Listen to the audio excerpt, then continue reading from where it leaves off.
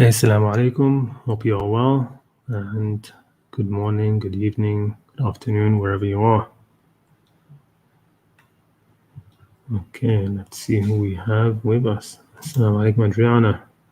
Good to see you. Yeah, I wasn't sure I was going to make one today. In the end, I decided let's just jump on one, do a quick one. And assalamu alaikum, Mark Guibert. I suppose that's how you pronounce that. Hope you are well. And assalamu alaikum, Elena. Hope you are well as well. All right. Okay. So, well, just really a very short presentation. That's all I have today. So if anybody wants to come on, of course, you can come on afterwards. Remember, the purpose of this stream is to give anybody the opportunity to come on and just share any contemplation, any thoughts of any verses on the Qur'an with everybody else. Simple as that. Okay, so what do I have? I have just a short presentation, only 2 slides really, or 3 slides. And when I was thinking what to do today, because I hadn't really given it any thought over the week, I've been a bit sick. Started feeling better just a couple of days ago, or maybe just yesterday.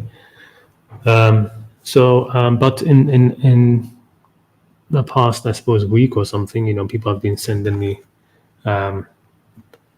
messages, private messages, or just, commenting in some way about what comes up every year, where there are certain people that get very vexed at other Muslims for wishing other people in this time, a Merry Christmas, or I'm not sure about the New Year or not, but that's a topic that comes up every time, right? Season's greetings.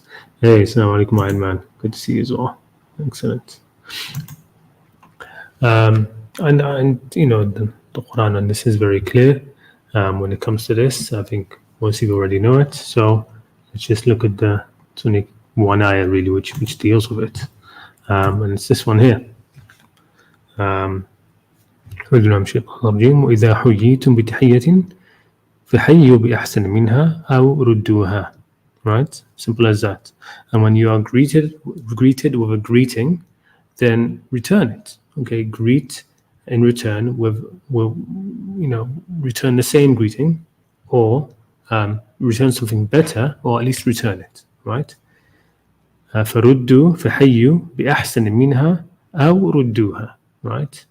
Then reply in an even better greeting, right? Or at least just return it. Okay, just return the greeting. It's a greeting. Okay, when it comes to like these days, the holiday seasons and stuff like that, especially in the Western world, and it's Christmas, and people wish you a Merry Christmas. Say Merry Christmas back, right? It's not an endorsement of worshiping Jesus or anything like that. Okay, you're just being civil, right? It's part of civility, right? And which why the rest of the verse says, "Inna Allah kana ala kulli shay'in hasiba," right? God takes account of everything, right? Why is that part of the rest of the verse? Because it's a little thing. It's not a big thing. It's a little, but Allah's going to take account to it, right? Allah takes account of it. Okay, Inna Allah kana ala kulli shay'in hasiba, right? And if somebody is greeting you with a greeting and you just refuse, or just will not reply to it, will not respond to it, or frown at the person or something like that, what are you doing? You're not really, helping to knit humanity together, right? Most people who have these kind of greetings in their holidays and stuff, they're just greetings of well-wishing, right? People are hopeful for the next year, or it's a special holiday for them, and it usually makes people happy, and they say this wanting for you to be happy, right? And so you should just reply to it. If you put it another way, like when it's our festives, when it's Eid or something like that, and and we say say to them Eid Mubarak, or somebody says to us Eid Mubarak, and we say, okay, we're not going to reply. No, you reply, right? It's not a one-way. It's not a one-way street. And so, if this is the case, if when a greeting is when Allah has given us teaching, right, that when you're greeted in some way, right, then you should reply in something with something even better, right, in a better way, or at least respond to it. Okay, and a better way in this case would not be saying, "Oh no, well, the greeting we have been given is better." Assalamu alaikum. So they say to us, "Merry Christmas." We reply with, "Wa alaikum assalam," or something like that. No, that is now, it's being rude, basically, right? Because the response, expected response is Merry Christmas to you too, right? Or Merry Christmas and a Happy New Year, right? That would be a better response. A better response would be taking that greeting and adding to it, okay? Not sort of like knocking it down with your own greeting as a sort of like fight. Okay, that isn't what it is. But the point is, if this is the kind of teaching we're being given, that should respond to a greeting, all right, it follows naturally that it's fine to to initiate this greeting, right? To initiate a greeting, you don't have to, but Allah's telling us you better reply, at least reply. When somebody gives you the greeting, you reply, right? Then initiating it would be an even better course of action, right? That just follows naturally, right, from the etiquette being shown here. That to start the greeting is also a good thing, right? It's not going to be that you can reply to the greeting. So you have to reply to the greeting, but initiating it is a sin, right, or something bad. No, it's not going to be like that at all. And that's basically it. I mean, this is the verse which comes down to it. But I thought, I lashed on a couple of things with this regard, because really, I mean, I'm not sure that I'm a bit out of touch with mainstream Muslims quite a bit, to be honest, especially in the West. I don't know if it's an issue of wishing somebody a Happy New Year. Has that become an issue? I don't know. Is there somebody out there saying that, wishing somebody a New Year is wrong because it's the, I don't know, solar calendar, and it's, named out of I don't know, mythical gods or something. I don't know. Maybe there is, maybe there isn't. But mainly the issues are brought up about Christmas, right? And wishing Merry Christmas. Even the word, though, look at it. It's saying Merry Christmas, right? So Merry, be happy, right? It's about being happy, wishing joy. And it brings to my mind always this verse, okay? قل بفضل الله وبرحمته فبذلك فليفرحوا هو خير مما يجمعون. Okay, Muhammad say to them, in the fadl, in the bounty of Allah, and in His mercy, in that let them rejoice, in that let them show happiness. فليفرحوا, let them be happy and joyous in that. Okay, so to show joy and be merry and be happy because of the fadl of Allah or the rahmah of Allah, that is what you should be happy and joyful about, right? It's better than the other things which people gather, right? Which they accumulate, the wealth or whatever it is. Okay, and the fadl and rahmah of Allah isn't something like a material thing. It's something it was the knowledge and the wisdom and these things that were sent, right? And to be happy of the yearly reminders about that, that's a good thing as well. I mean, this verse, for example, is used as evidence, for example, for celebration of the birthday of the Prophet. Okay, that he was born on this, even though they don't really know, we know the month pretty much. And so in that month, people celebrate it, and it's a national holiday in most Muslim countries. I think even Saudi now has it. It never used to be. Saudi was the only country which didn't. But it's a national holiday in almost every Muslim country, and people are happy about show happiness then, right? Because he was sent as why? Rahmatun lil alameen, right? Allah said that we sent you as a mercy to the world, right? As a light, sirajun munira, as a shining lamp, all right? And so to show happiness in that, okay, of course, it's going to be tied into being happy at his, when is the best time to show happiness for that, for this rahmah of the Messenger of Allah. It's going to be an annual remembrance at his birthday, right? It's that simple. And the same thing with Isa, right? And Isa, we are told this about him. Isa alayhi salam, when you have this verse in the Quran, well, قال كذلك, speaking to either Allah or the angel speaking to Maryam alayhi salam. This is about the annunciation of Isa alayhi salam. Says قال كذلك قال ربك. Okay, thus it will be, your Lord says, right? Your Lord has said, هو علي هين. It's easy for me to make him without a father, and we will make him a sign to people. Okay, وَلِنَجْعَلَهُ آيَةً لِلنَّاسِ وَرَحْمَةً مِنَّا, right? And that we will make him a sign to people, to mankind, and a mercy from us. Okay, Isa alayhi salam was a mercy to mankind from Allah. Okay, a mercy to the people. And Nas here, you could say it means just the people in the region. Of course, you could say it just means the Bani Israel. He was sent specifically for Bani Israel, right? But of course, he was a sign for all the rest of mankind which heard about him. Okay. آية منا ورحمة ولنجعله آية للناس ورحمة منا وكان أمرا مقضيا. It is a matter already decreed, already done. It's going to happen. Okay. So showing happiness at the birth of Isa, right? Who Allah made him as a mercy and as a sign, okay? And his birth certainly was that, right? The miraculous birth and the virgin birth and all the rest of it. These were huge signs from Allah, right? For all of mankind, right? وَلِنَجْعَلُ آيَةً لِلنَّاسِ, right? His very birth was an ayah. Even that by itself is a rahmah. Every ayah is a rahmah, and to show happiness in it is a great thing. Of course, now Christmas is mostly just a holiday, right? It's like a secular holiday, right?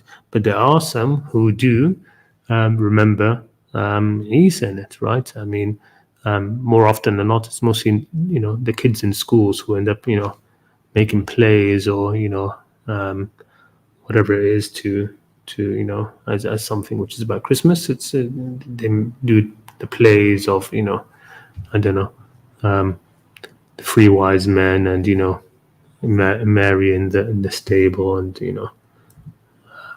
boy and the baby in the manger and all of that. As people get older, most of the sort of older generation, they don't think of Christmas in terms of a religious holiday. They hardly remember Isa when it comes to it. But it's something that we, maybe Muslims, could take over in that, right? In terms of reminding people about Isa in this time, right? About his life and the signs about his life and all the rest of it. Okay, so that's it. That's basically all I wanted to say. Not much, but that's all it is. So if anybody would like to come on, let me know. In the meantime, let me check through the chat. See all people already on there. Assalamu alaikum, Boss and Jack. Sorry, I can't pronounce these names, right? Yes, alaikum assalam. Thank you. Salam. Let's see this. In my country, there are some who here issue of the new year since it's the end of the Gregorian calendar from the Pope, therefore haram. Yeah. That's just the new year, people. I mean, it feeds into what I mentioned before about shirk fanaticism, right? There's certain fanatical element that people get into about shirk and these sort of things, though they hardly matter at all. Recently, I was discussing in a spiritual group of free thinkers that Qur'an encourages marrying orphan women if one wants to have a polygamous relationship. Is my assessment correct? No, I don't think so, to be honest. When it comes to, a lot of people make too much out of the polygamy in the polygyny in the Quran, right? So this is how I see it. Okay, all the Quran did was utilize something which is already part of the urf, of the culture of the people, right? There was already marriage, right? Polygamy in Arabia. There was already that was a thing that was already there. The Quran has neither encouraged it nor discouraged it, right? Nothing. All it did was utilize it for the upkeep of orphans. And that whole verse, it's about orphans. It's not about widow women. It's not about anything else. It's about the orphans. All right. When it says, if you fear you cannot be just to them, it's talking about the orphans. It's not talking about the women. Right. It's not talking about them. The whole verse is geared exclusively to the orphans. That's why there's no contradiction between that verse which says, if you can't be just between them, then just one, and then the other verse which says you will never be just between the women. Okay, that's not a contradiction. The one which is saying you will never be just between the women, right? That's talking about the women. The one which is saying if you can't be just, then only one. It's saying if you can't be just to the orphans, because the whole verse is about the orphans. Okay, it's not about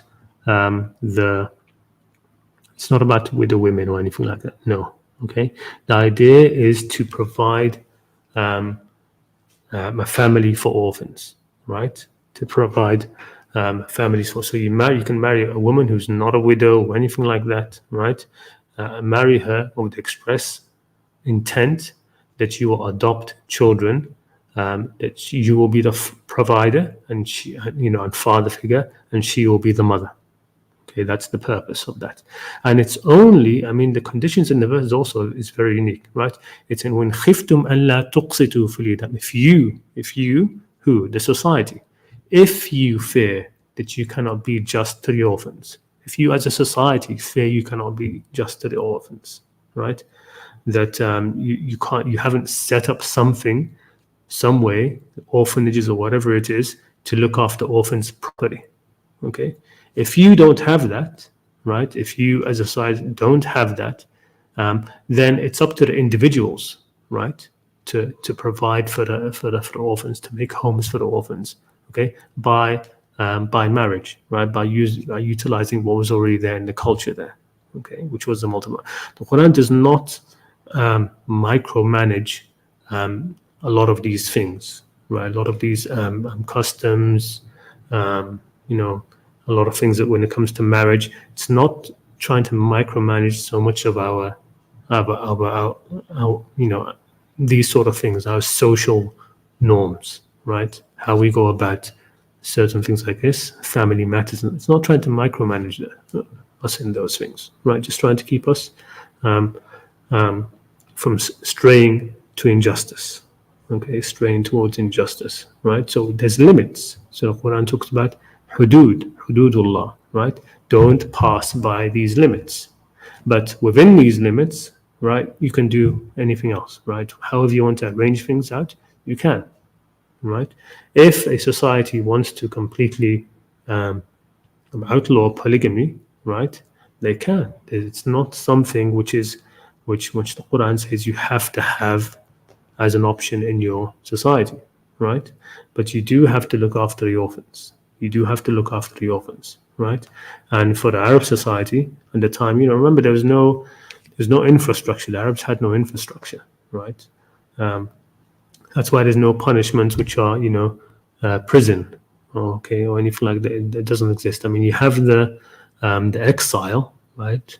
One of the punishments mentioned for haraba is to be exiled from the earth. You could say that, the modern equivalent of that is prison. But generally, they didn't have these things. Okay, so if the verse of polygamy is just saying that if you, as a society, if you fear you cannot be just, and it's interesting the change in the word "just" that's used. So first says إن خفتم لا تقسطوا. Qist is the judge, like Allah calls himself al-muqsit, right? Qist is the justice, the absolute justice you give to somebody, you give to a group, right? So they have inalienable rights, you give them those rights. That's qist, that's justice, right? And then when it talks about if you are afraid that you will not be able to be just between them, between the orphans, it switches the word to adl.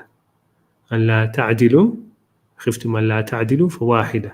If you cannot be, just there, then just one. And here it uses the word adl. Adl is justice, is fairness, basically, between people, right? Fairness between people. It's not really about justice, it's more about fairness, right? Like the equal scales. That if you give, 10,000 to this person, you give 10,000 to the other one, right? If you give 5,000 to this orphan, you give 5,000 to that orphan, right? It's about being fair between things. It's justice between things, to be fair and equitable between things. It's not the absolute justice of, rights or wrongs,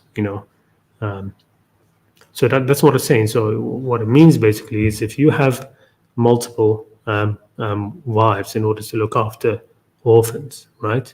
If you fear that you cannot be just between the different orphans, why? Because maybe one of the wives will push you towards being given more to the orphans that she's looking after than the other one, and also between your own children, right? So if you fear that you are not able to be fair between your own children and the orphans, to treat them all like your children, then also you should just only have one, right? But mostly it's because of that, because you're going to basically be setting up almost different families, right?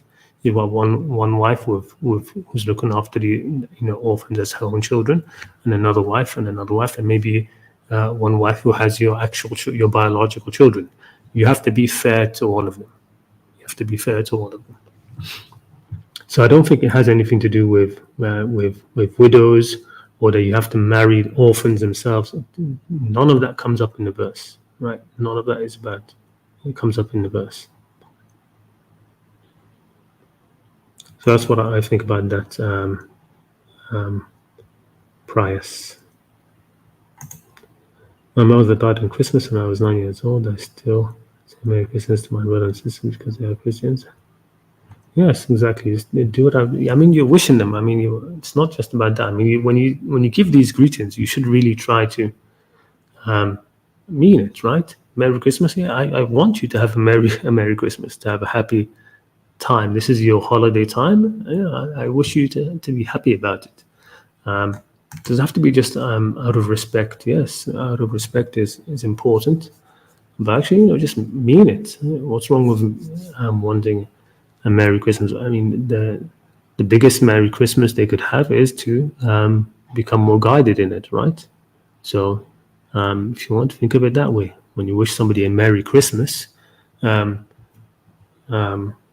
wishing for them in religious terms to be more guided, right?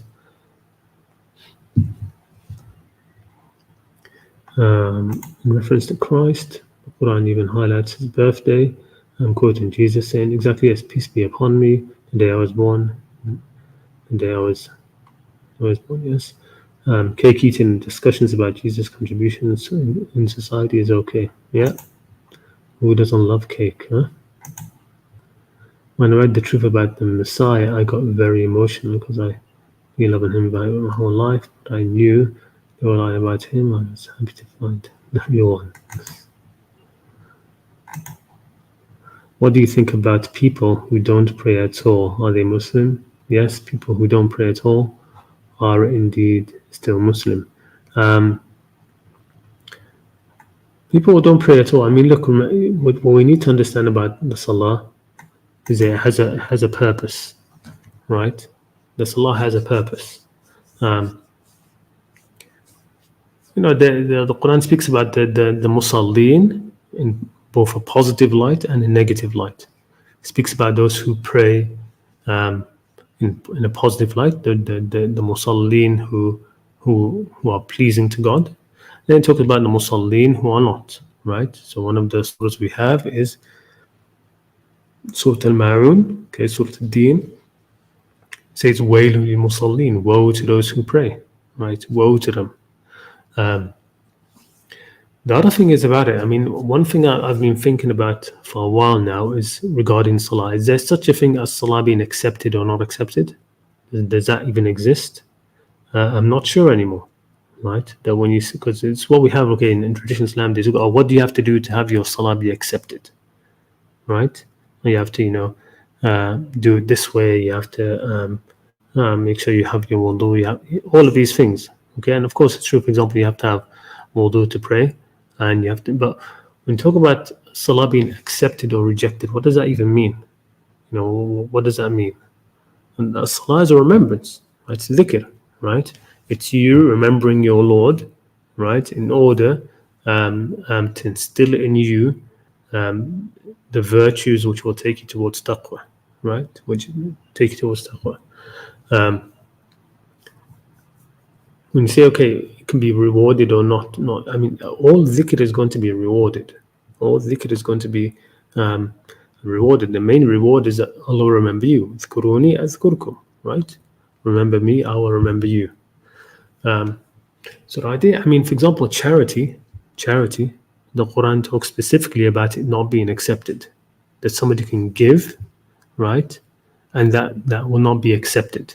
Okay, and that seems to be more like literally in the practical sense of it, right? The Prophet was told that he should not accept charity from certain people, right? From the hypocrites, said no, I won't accept your charity, right? Because now it's some of their charity was being given in hypocritical ways, right? So it's like it's not clean money, right? And it talks about on the day of judgment, if somebody had so much wealth, wanting to ransom himself, it will not be accepted. Okay, you're talking about things which you can actually be given and saying, no, I'm not taking it, right? That seems very different from the idea of Salah, as a dhikr, right? What the Quran does talk about, the harshest place where it talks about the Musallin, apart from Surah Ad-Din, and I have a video about that. Partners, if you look through my channel, you find a commentary on Surah Ad-Din, I call it, Surah Al-Ma'un, and a follow-up video of that as well, of somebody who was an extremist at the time, definitely, talking about how if you miss one salah, just one salah, then you're worse than a rapist, you're worse than a terrorist, you're worse than a murderer in the eyes of Allah. He went on like that, like a proper rant. So I have a video there deconstructing that, so you might want to check that out if you want. But in terms of in the Quran, the verse which mostly talks about sort of in a very negative light, apart from that surah, when it comes to the people who left Salah, it's at the end of Surah Surah is it? أضاعوا الصلاة واتبعوا الشهوات. Surah is that? Let me look it up. أضاعوا الصلاة واتبعوا الشهوات. Yes, it's at the end of Surah Maryam, right? Near the end of Surah Maryam, you have a verse which talks about, after it's of course spoken about a lot of the people, about the prophets and Ismail and the stories which are given in Surah Maryam. Then it says regarding all of those prophets, أولئك الذين أنعم الله عليهم, those are those whom Allah had shown His grace upon, from the prophets, from the descendants of Adam, and from those whom we carried with Noah on the ship, and from the descendants of Ibrahim and Israel, and from those who we guided and chose. Right? This is, and when our signs are rehearsed to them, they fall prostrate, crying and weeping. Then it says, فَخَلَفَ مِن بَعْدِهِمْ خَلْفٌ أَضَاعُوا الصَّلَاةَ وَاتَّبَعُوا الشَّهْوَاتِ. Right? They came after them a people who left behind, who sort of abandoned or neglected or misplaced the salah, and they pursued their lusts. تبعوا الشهوات. Shahwat here is, the other word that's used in the Quran, which is typically translated as desires, is ahwa. But ahwa and shahwat are different. Shahwat are the bodily desires mostly. Right? So those who, it's talking here, there are people who misplaced the salah, right, the spiritual thing, spiritual practice, and instead followed their shahwat, followed their lusts. Okay, and then it says, فَسَوْفَ يُلْقَوْنَ غَيًّا, and soon they will be, they will meet an evil end. They're going to meet an evil end, right? Then it says what? Except whoever repents, and does good deeds, etc. Okay, so I don't think people who miss the salah are missing an opportunity for their own improvement, right? But those who do salah wrongly are often just getting themselves further away from Allah, right? So in one of the verses of the Quran, it says about salah, right, that inna salah tanha anil fahsha'i wal munkar. The salah, tanha is more like it sort of discourages you, does not prevent, but it discourages you from fahsha and munkar. And there's a hadith related to that which is tied into this verse, which is why I accept it, right? It says that whoever his salah does not prevent him from fahsha and munkar, then it's only increasing him in distance from Allah. It's only increasing him in distance from Allah, right? So the salah should always be something which is working to uplift you spiritually, right?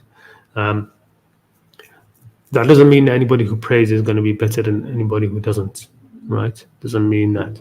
The salah needs to be taken much more seriously than it is often. It's better for you to pray once a day rather than if you, like some people now seem to be struggling a lot with the 5 daily prayers, right? I mean, there's a lot of things you can do. Remember that the goal is to establish the salah, really establish it. Okay, you could, for example, just combine the salah always, right, to have it like in three times rather than 5, and that's basically the main prayer times that was always done. Okay, in the Quran it's mostly mentioned in 3 times, 3 prayer periods in which to pray, and that's the asl. That's the asl. The asl is 3 prayers, and the Prophet split them up into 5. Okay, so when its times are good and easy and you don't have that much to do, pray the 5 prayers, and when times are easier, pray them. When it's more difficult, when your time is constrained or whatever, if it's just difficult, then you can pray them in 3 times. Okay, you combine Dhuhr and Asr and combine Maghrib and Isha. In the Maliki Madhab, I'm originally in the Maliki Madhab, you can combine the prayers without much of an excuse. Just if you're, if you have something pressing to do and you're worried you might not be able to, you're worried that this, you won't be able to make the salah easy. It will just be easier for you to combine. Then you combine, right? Why? So you can pray the salah with a clear head, with real focus. Okay, you have to take it like a real meditation. Okay, this was something that you're doing to improve yourself in. Okay, so even if that 3 times is too much, 2 times, right?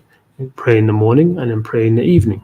Okay, find it, but make real time for real salah, where you actually take it seriously. I don't know if maybe I went on too much there.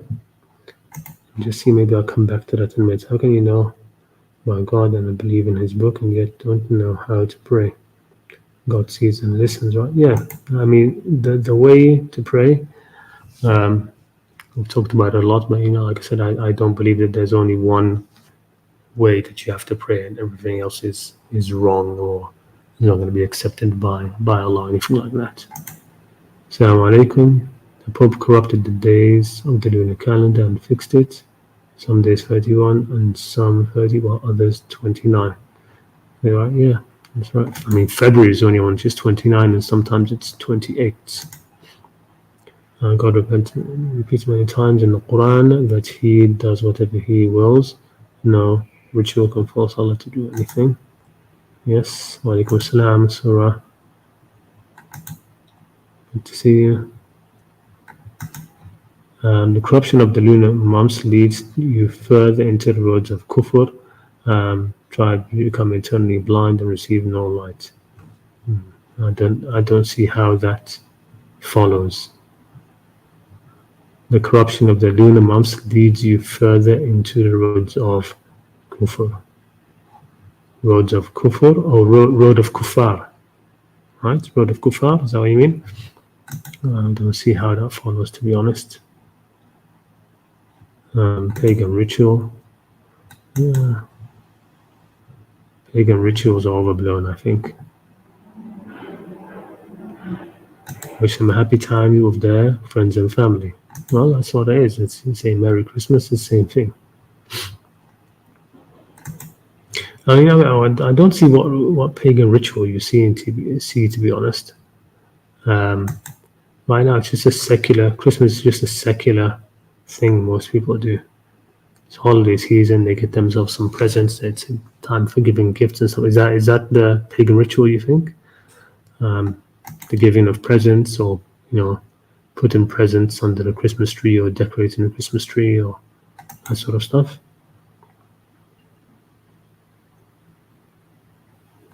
Yeah, they don't do it as pagan rituals. They just do it for the joy of it.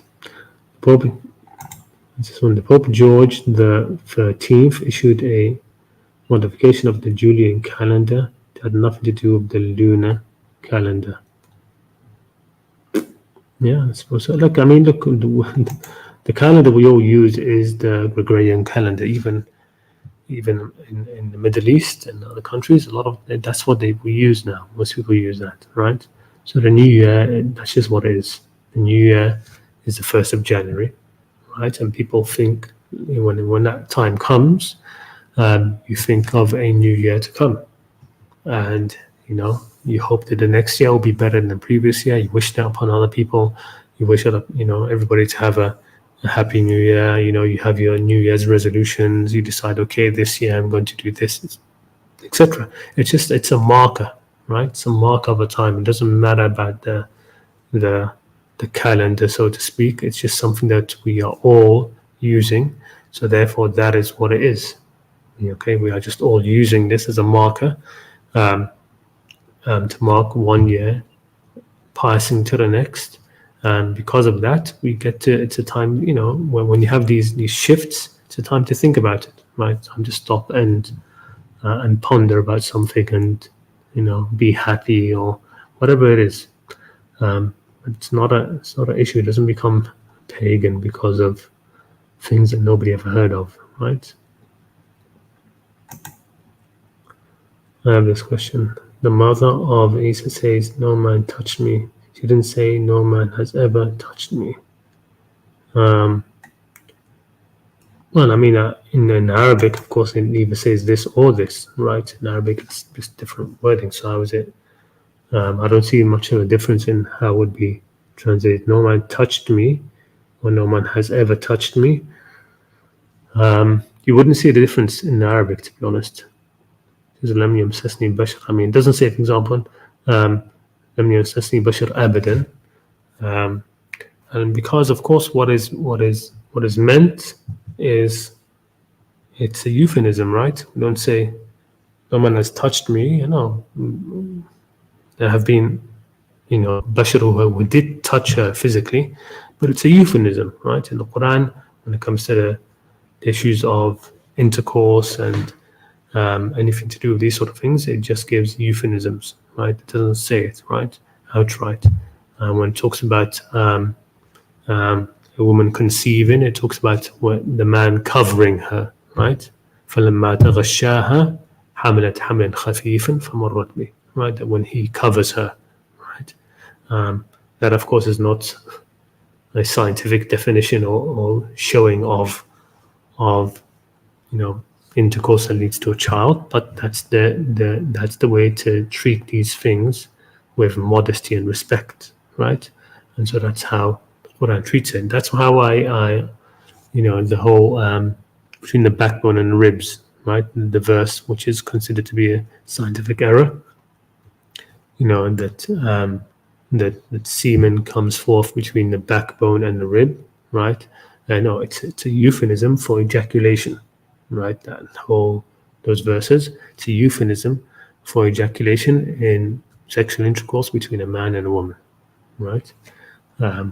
So I don't think it really matters whether that is said or that is said.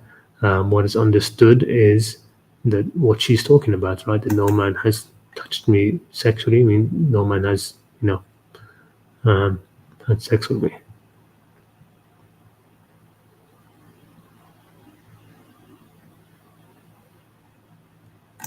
Why is adoption looked at negatively by Muslim beliefs?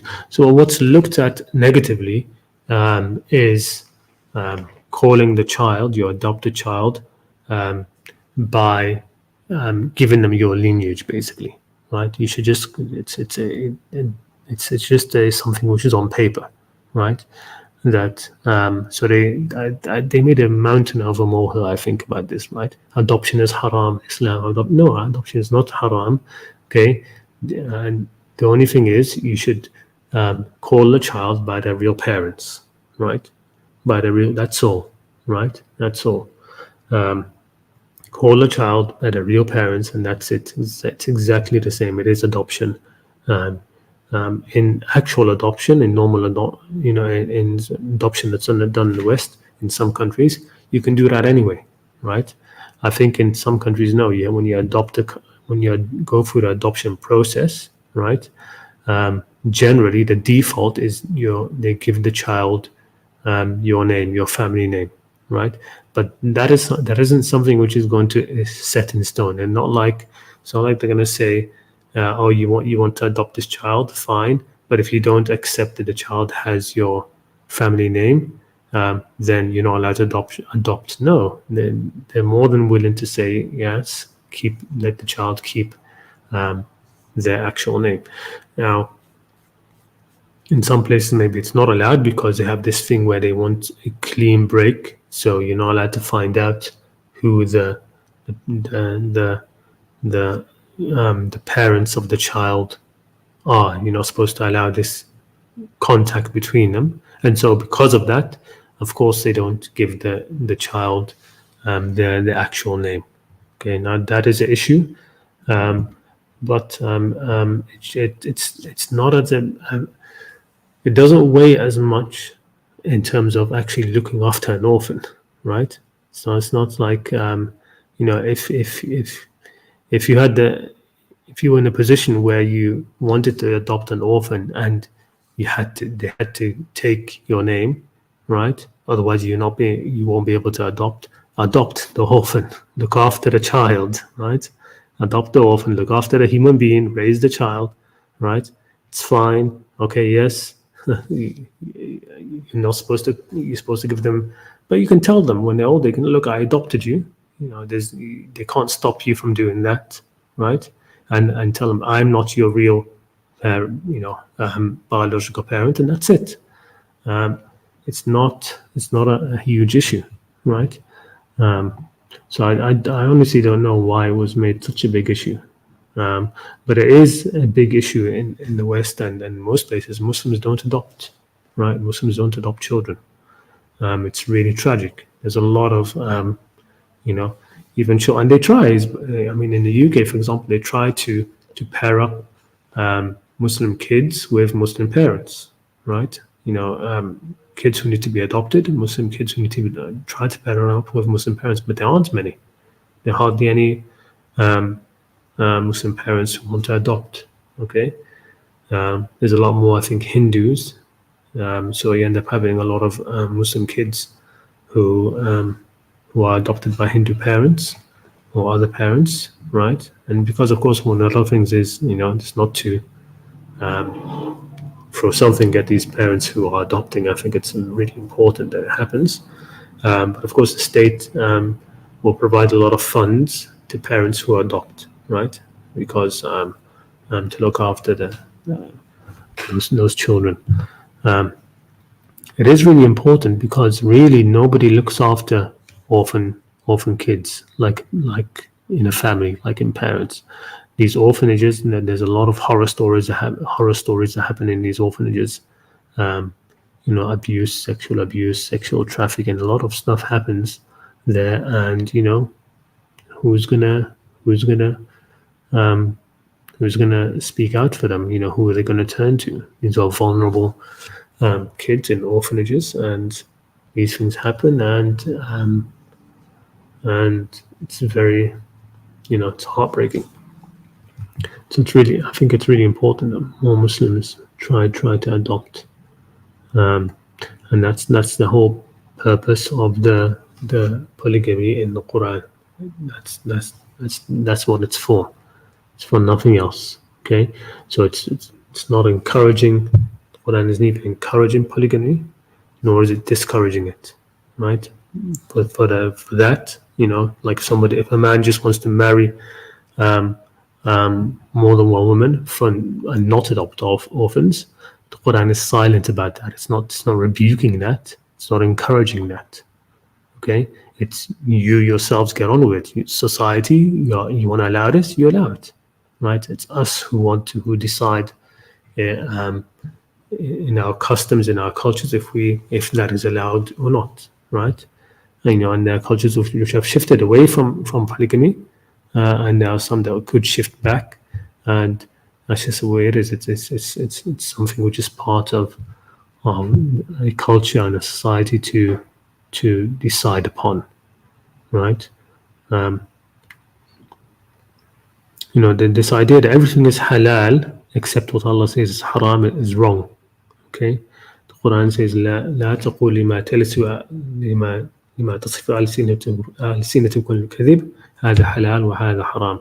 Don't describe or say by your tongues that this is halal and this is haram. Okay, you are not allowed to say something is haram, and you are not allowed to say something is halal. Both are equally the domain of Allah. Okay. At that level, that hierarchy, the higher up, this high thing of haram and halal, these are supposed to be very high terms, which are only for Allah to say. Only Allah pronounces something to be halal or something to be haram. Underneath that, there are customs that we can decide on. We can, society can decide we don't want this, okay, or we want that. Okay, they're not religious judgments, okay, but it's just part of the laws that a society might want to put among itself. Okay, and that's how I see it anyway.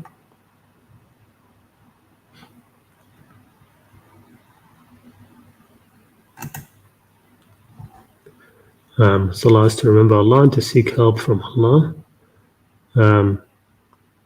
Salah, it's one of the things that Salah is for dhikr, right? Aqimu salat li dhikri. And one of the ways it's to be used, yes, is for, wasta'inu bis sabri was salah, right? Seek help with salah and with sabr, okay? Two different things. You can seek help with salah, and you can seek help with having patience, right? So one way to seek help from Allah is with patience, okay? And another way is with salah, okay? So it's one of the ways to seek help with, but it's not. What he said here next, that if you don't seek help, if they don't do this, they seek help from others. No, if you don't pray to seek help from Allah, that doesn't necessarily you're going to seek help from others in a way which is wrong, right? And seeking help from others is not there's not something wrong with that. Yes to what? I don't know what that is. Misguided. Well, we're all a little bit misguided, maybe.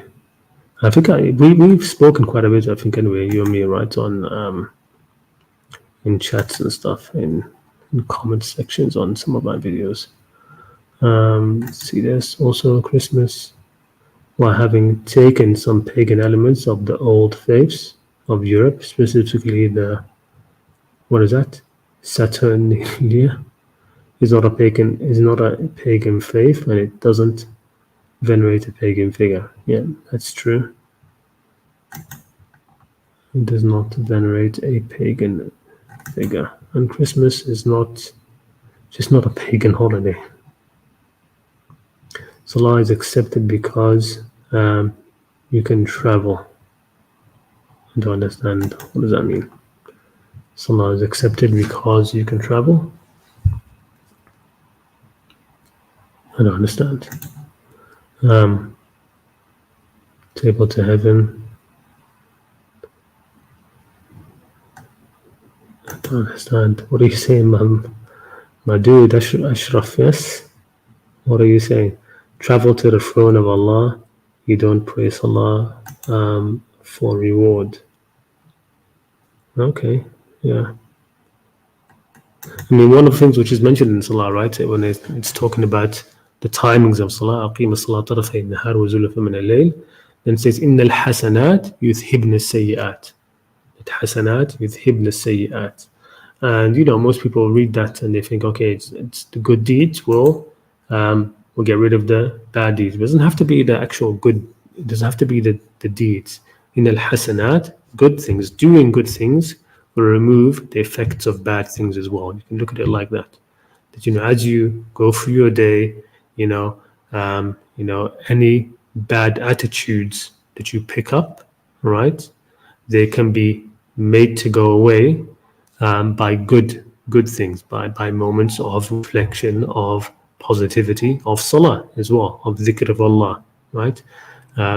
So in al-hasanat yuthhibna sayyi'at, you can think of that also in terms of the virtue, like virtues you are trying to cultivate through the day, which is why it's talking about, you know, the intervals of salah, you know, the timings of salah, right? So you do your salah, your fajr, your dhuhr, your asr, your maghrib, your isha, right? And in between those times, there will be times where you start to slip down in terms of your you know, how you behave or how you act, or you start to get angry or this, or you know, you start to pick up sayyi'at in your day, right? Like bad attitudes, start to do something which is wrong, maybe a habit, whatever it is, and then you have the hasanat of salah, right, making that go away, right? And so resets. You know, you reset yourself. You're angry, you pray, you remember Allah, calms you down, right? Gives you some energy. You remember, you know, that you're only here in this life for a short time. You remember, you know, whatever you recited from the Qur'an, your salah, and then you go back and whatever you had before is gone, right? Whatever bad mentality or ideas or you know, or maybe you had decided, you know, right, or you know, that person who said something bad to me, I'm going to go and, you know, give him a smack or whatever it is, right? And then, you know, you pray before you do that, and, you know, it makes you forget about that. It makes you forgive, okay? So that's part of it as well, I think.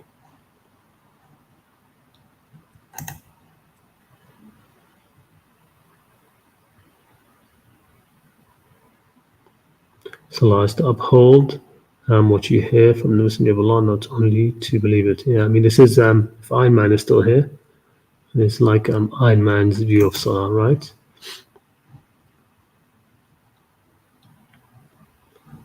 You say, no, you are all wrong.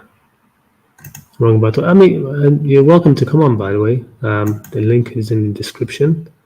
Maybe it would be better if you just come on and explain to us why we are all wrong. It will be easier than reading all these comments.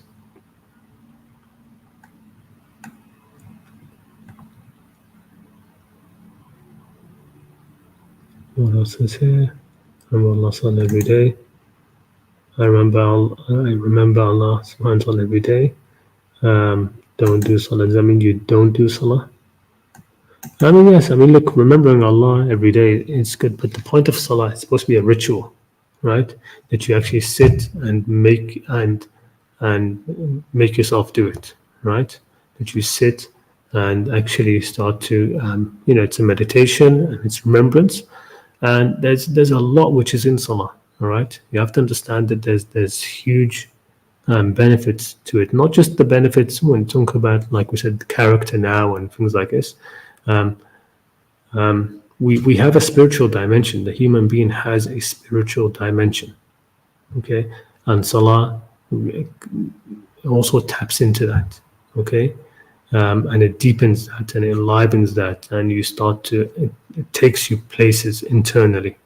Okay, you can't do that by just I just remember Allah every day as I walk and I do this and this. Okay, yes, that's part of it.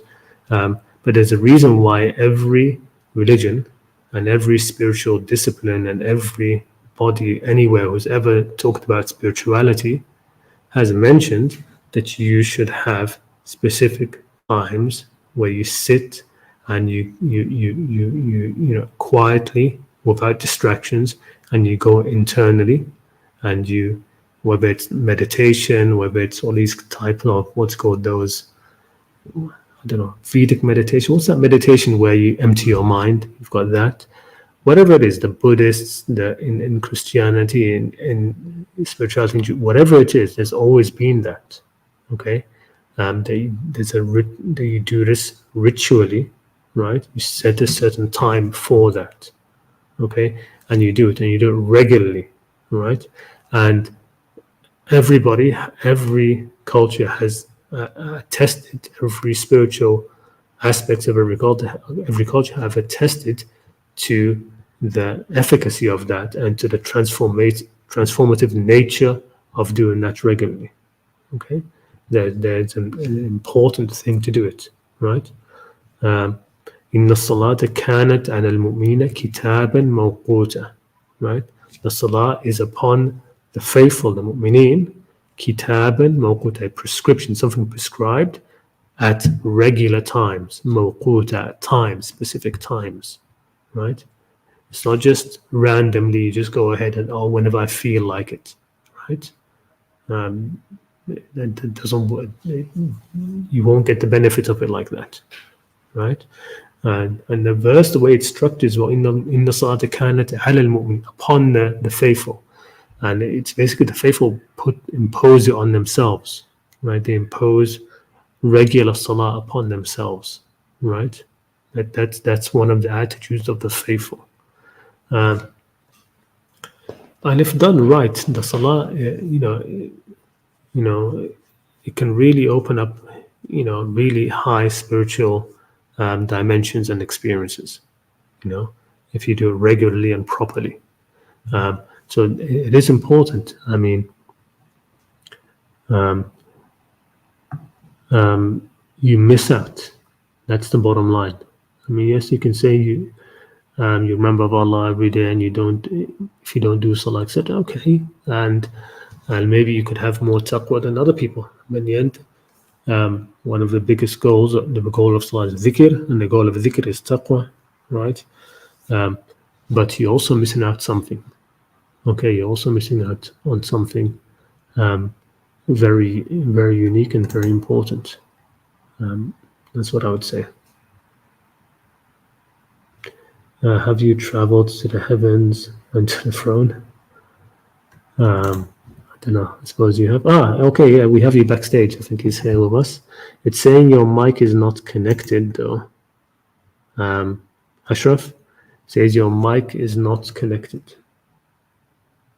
So I'm guessing you can't hear us.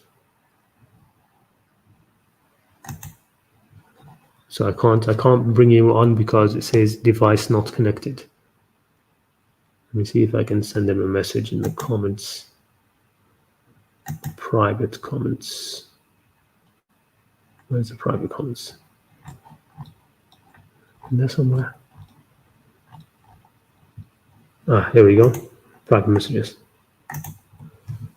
Okay, yeah, he says he's trying to fix it. No problem. We will wait. Okay, in the meantime, let's see what else we have. Let me scoop all the way down to the bottom of the thing to see. Let's say here, I feel like I need an idol to pray to. Why is that? You mean when you do the actual salah?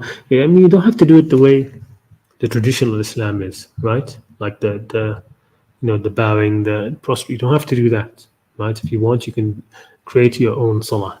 You can do that. I know people get shocked when I say you can do that, but you don't have to pray the way that the Prophet Muhammad prayed. You could pray the way the Orthodox Jews prayed, which is a little bit different, which is not that different, to be honest. Okay. You can create your own prayer. Okay. But you want to have something regular. Okay. A regular salah for dhikr, right? That's basically it. I mean, it doesn't have to be, rak'at like in traditional Islam. It doesn't have to be that way, right? It isn't that if you don't do it that way, it's like I said, this idea of rejected salah, right? But you want to do it, properly. You do want to wash for it, right? That's another thing about it, right? When Allah says, إِذَا قُمْتُمْ لِلصَّلَاةِ فَاغْسِلُوا وُجُوهَكُمْ, wash your face. These are all supposed to be, to bring you out from the world, from the physical world, more into the the state for this dhikr, right? It's a ritual of cleansing, right?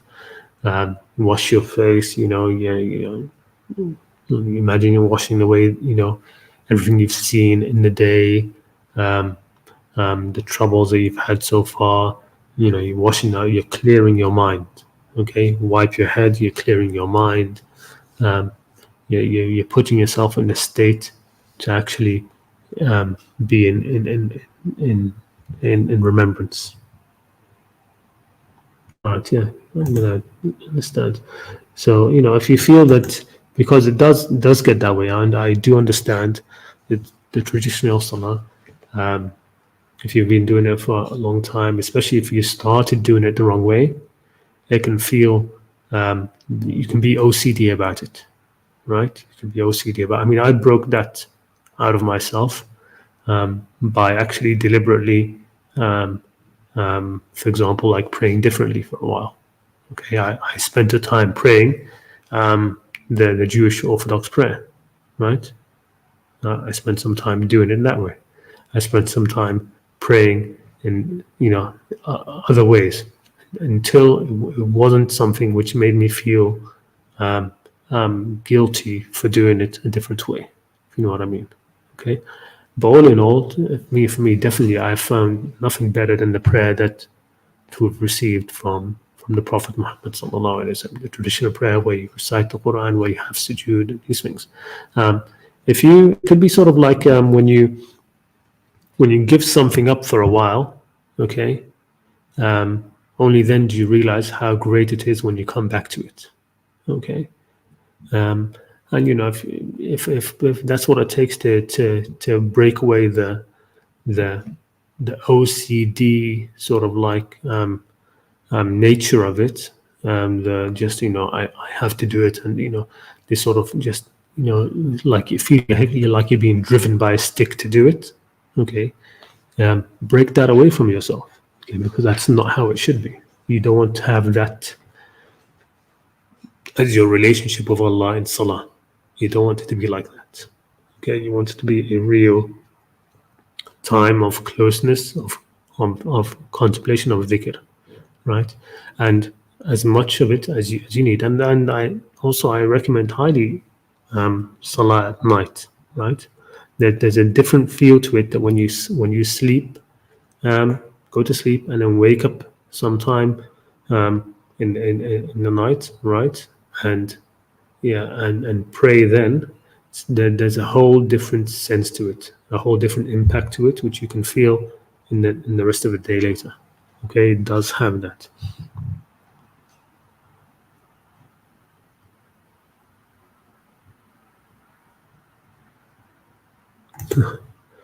Welcome, Roti. routine. Ashraf, sorry, your device still will not connect. It's saying the device is not connected. Have to connect the device before you go on. See this? No faith in the world is more powerful and stronger than belief in oneself.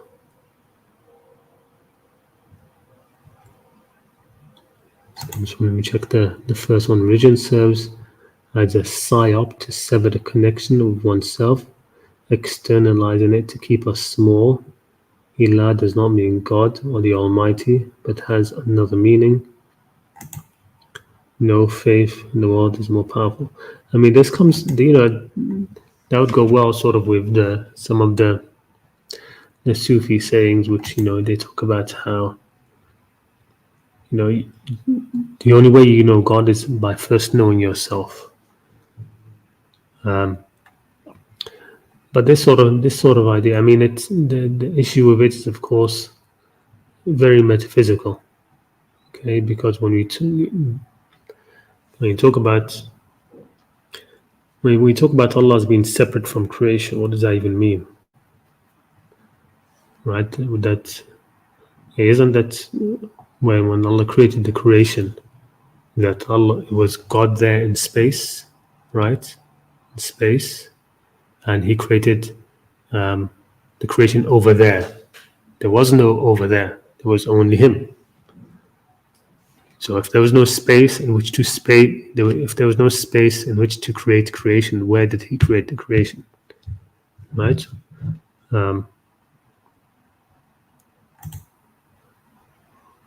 Salah does fit well in especially being an actively engaged meditation routine to remember Allah and to thus further help.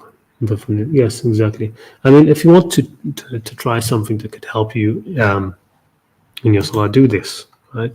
So when you first stand in your salah, and in every possible, the first time after you've said your takbir, your Allahu Akbar, what you want to do is in that standing posture, just at least for a second, for just 1 second, 2 seconds, try to really capture the feeling, right? The meditative feeling that Allah is with you, right there at this moment. Allah is with you, that He's watching you, and that He's hearing you, right? That He sees every part of your body.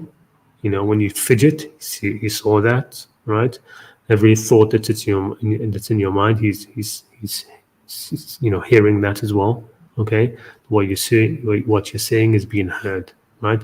Try to just capture that presence for just a second, just a second, a couple of seconds. That's all, just once. Aim to capture that just for a little bit, right? Feel it in your bones. Be like, how like an animal freezes when it thinks something is watching it. Right? Well, all of us have had this sense of being watched, right? You have to realize, no, you really are being watched. You're just not aware of it. Okay, Allah is there with you, watching you, right? Capture it for just a little bit. And then when you go into the ruku', into the bowing, again, try to capture that moment just for a second. And then again, when you stand up, try to capture it, actively do that. What you're doing, actively trying to capture that feeling of presence, okay? And you do it in each posture of the salah, right? Do it in each posture, just for a little bit, 1 second, 2 seconds, that's all. And do that for a week, for 2 weeks. You'll see how quickly it can be achieved, okay? After you've done that for like a month or so, try to capture that same thing 3 times in each posture. At the beginning, at the beginning of the posture, sometime in the middle, and then again at the end, or just for 3 moments, right? Capture it for 3 moments before you move on to the next posture. Okay, do that again until you become until that becomes the norm. Okay. Again, maybe it'll take 3 weeks, 4 weeks, right? A month. And then what happens is you stretch that out. Okay, that feeling becomes very easy to capture, right? You stretch it out until it fills the whole of your salah, right? It fills the whole of your salah, and then it will spill over after salah and in your daily life as you move around. Okay, and from there anyway, it develops into other things. You start, everybody will be different then, because it depends on your own spiritual state. You start to have different, intense feelings during that time, and from there you can sort of work out what to do next. Okay, and as you meditate. Okay, it becomes like that. And you can do that, I mean, while you're reciting the Quran, while you are reciting Fatiha and these things, and it becomes part of reciting that as well. Okay, you start to hear yourself reciting the Quran as Allah is speaking it to you. Anyway, so try that and see how it goes if you do it that way.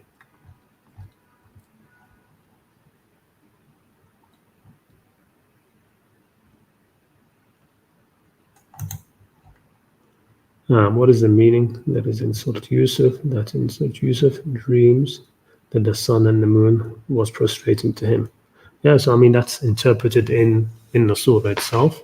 So he dreams that the sun and the moon were prostrating to him. Not just them, but also the stars. And the interpretation came out later when his father and his mother and his siblings all prostrated to him. Right, they all prostrated to him when he brought them all back into Egypt. Okay, so that's all it was. Right? That's the I mean, it's in the surah. Not sure if that's exactly what you're asking.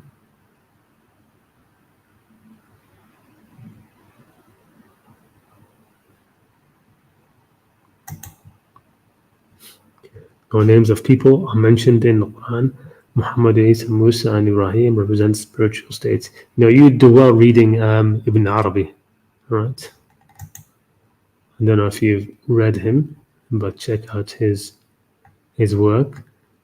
His work, Fusus al-Hikam, the bezels of wisdom, talks about the wisdom of and the spiritual states which are representative of each prophet.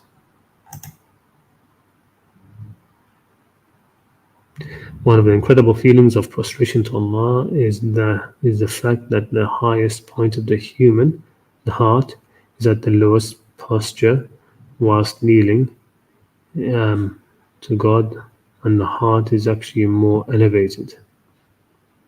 Oh, sorry, the head. Yes, the highest point is the head, and the heart becomes more elevated than that. That is true. Ashraf, unfortunately, looks like he just can't connect. And I'm thinking to close this stream in a couple of minutes. Where do you think the hostility related to wishing others season's greetings comes from within Muslims? Ignorance, religious exclusivity, yeah, all of that. I mean, it comes from just, it came mostly, to be honest, from it never used to be much of an issue, I don't think. It came that way because of the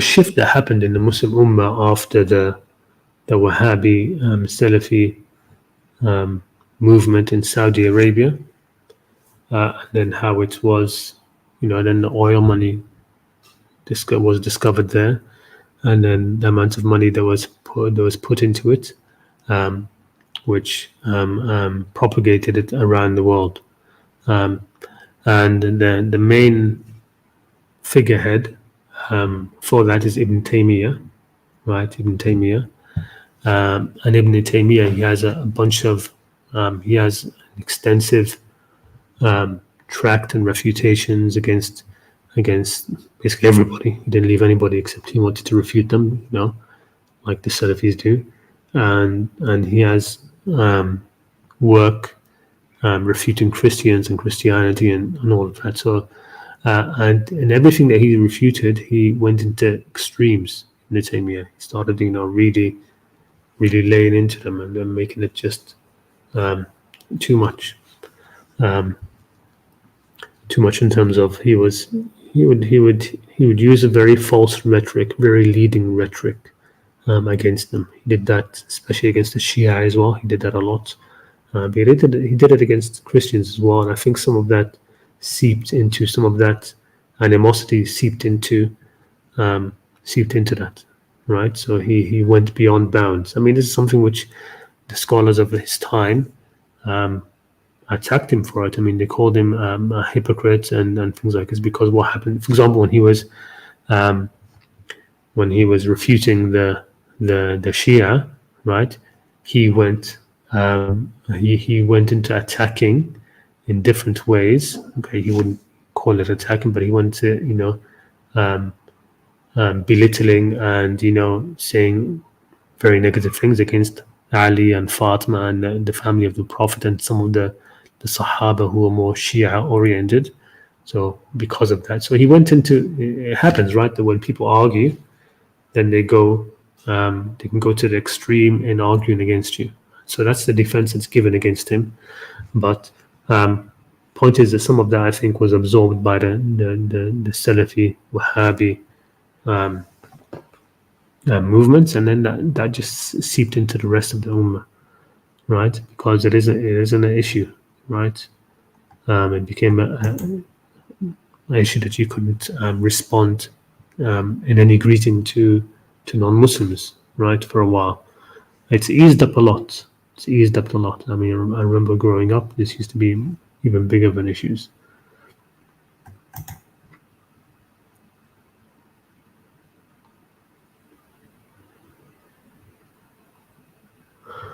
Yeah, I mean, when it comes to the history of the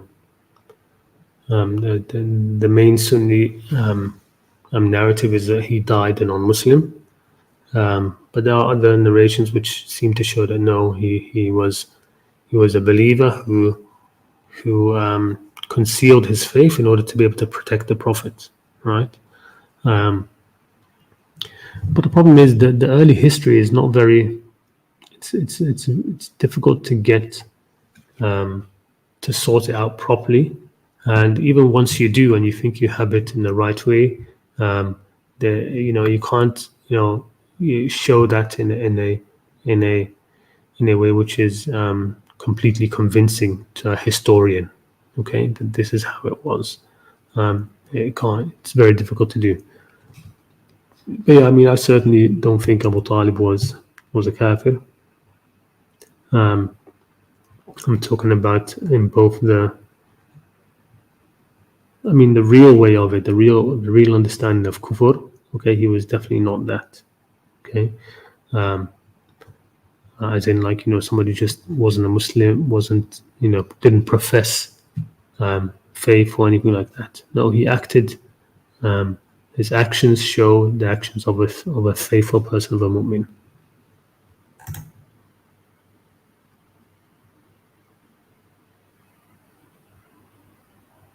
Yeah, and Taiping was like that, right? He was like a meme of everybody's kafir. Did they early call themselves Muslim? That's something which I think it was Fred Donner. He's the one who says no, they never used to call themselves Muslim, but it was a believers movement and that kind of stuff. No, I think they did call themselves Muslims, but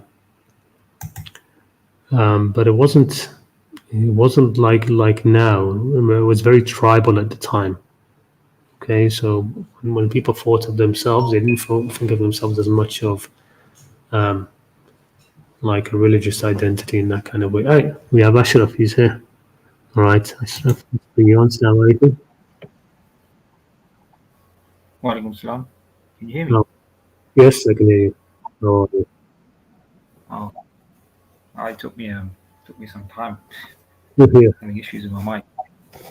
Yeah, no problem. How are you coming on? Is it through your phone or through a browser or I was something? on my phone and I was just having really difficulty just typing on there, so I thought and then it wouldn't connect. There's some issues with the security settings, but I'm not too tech savvy, so I couldn't resolve it, and then it Yeah, took me yeah. time loading up, so I had to load it up on my laptop.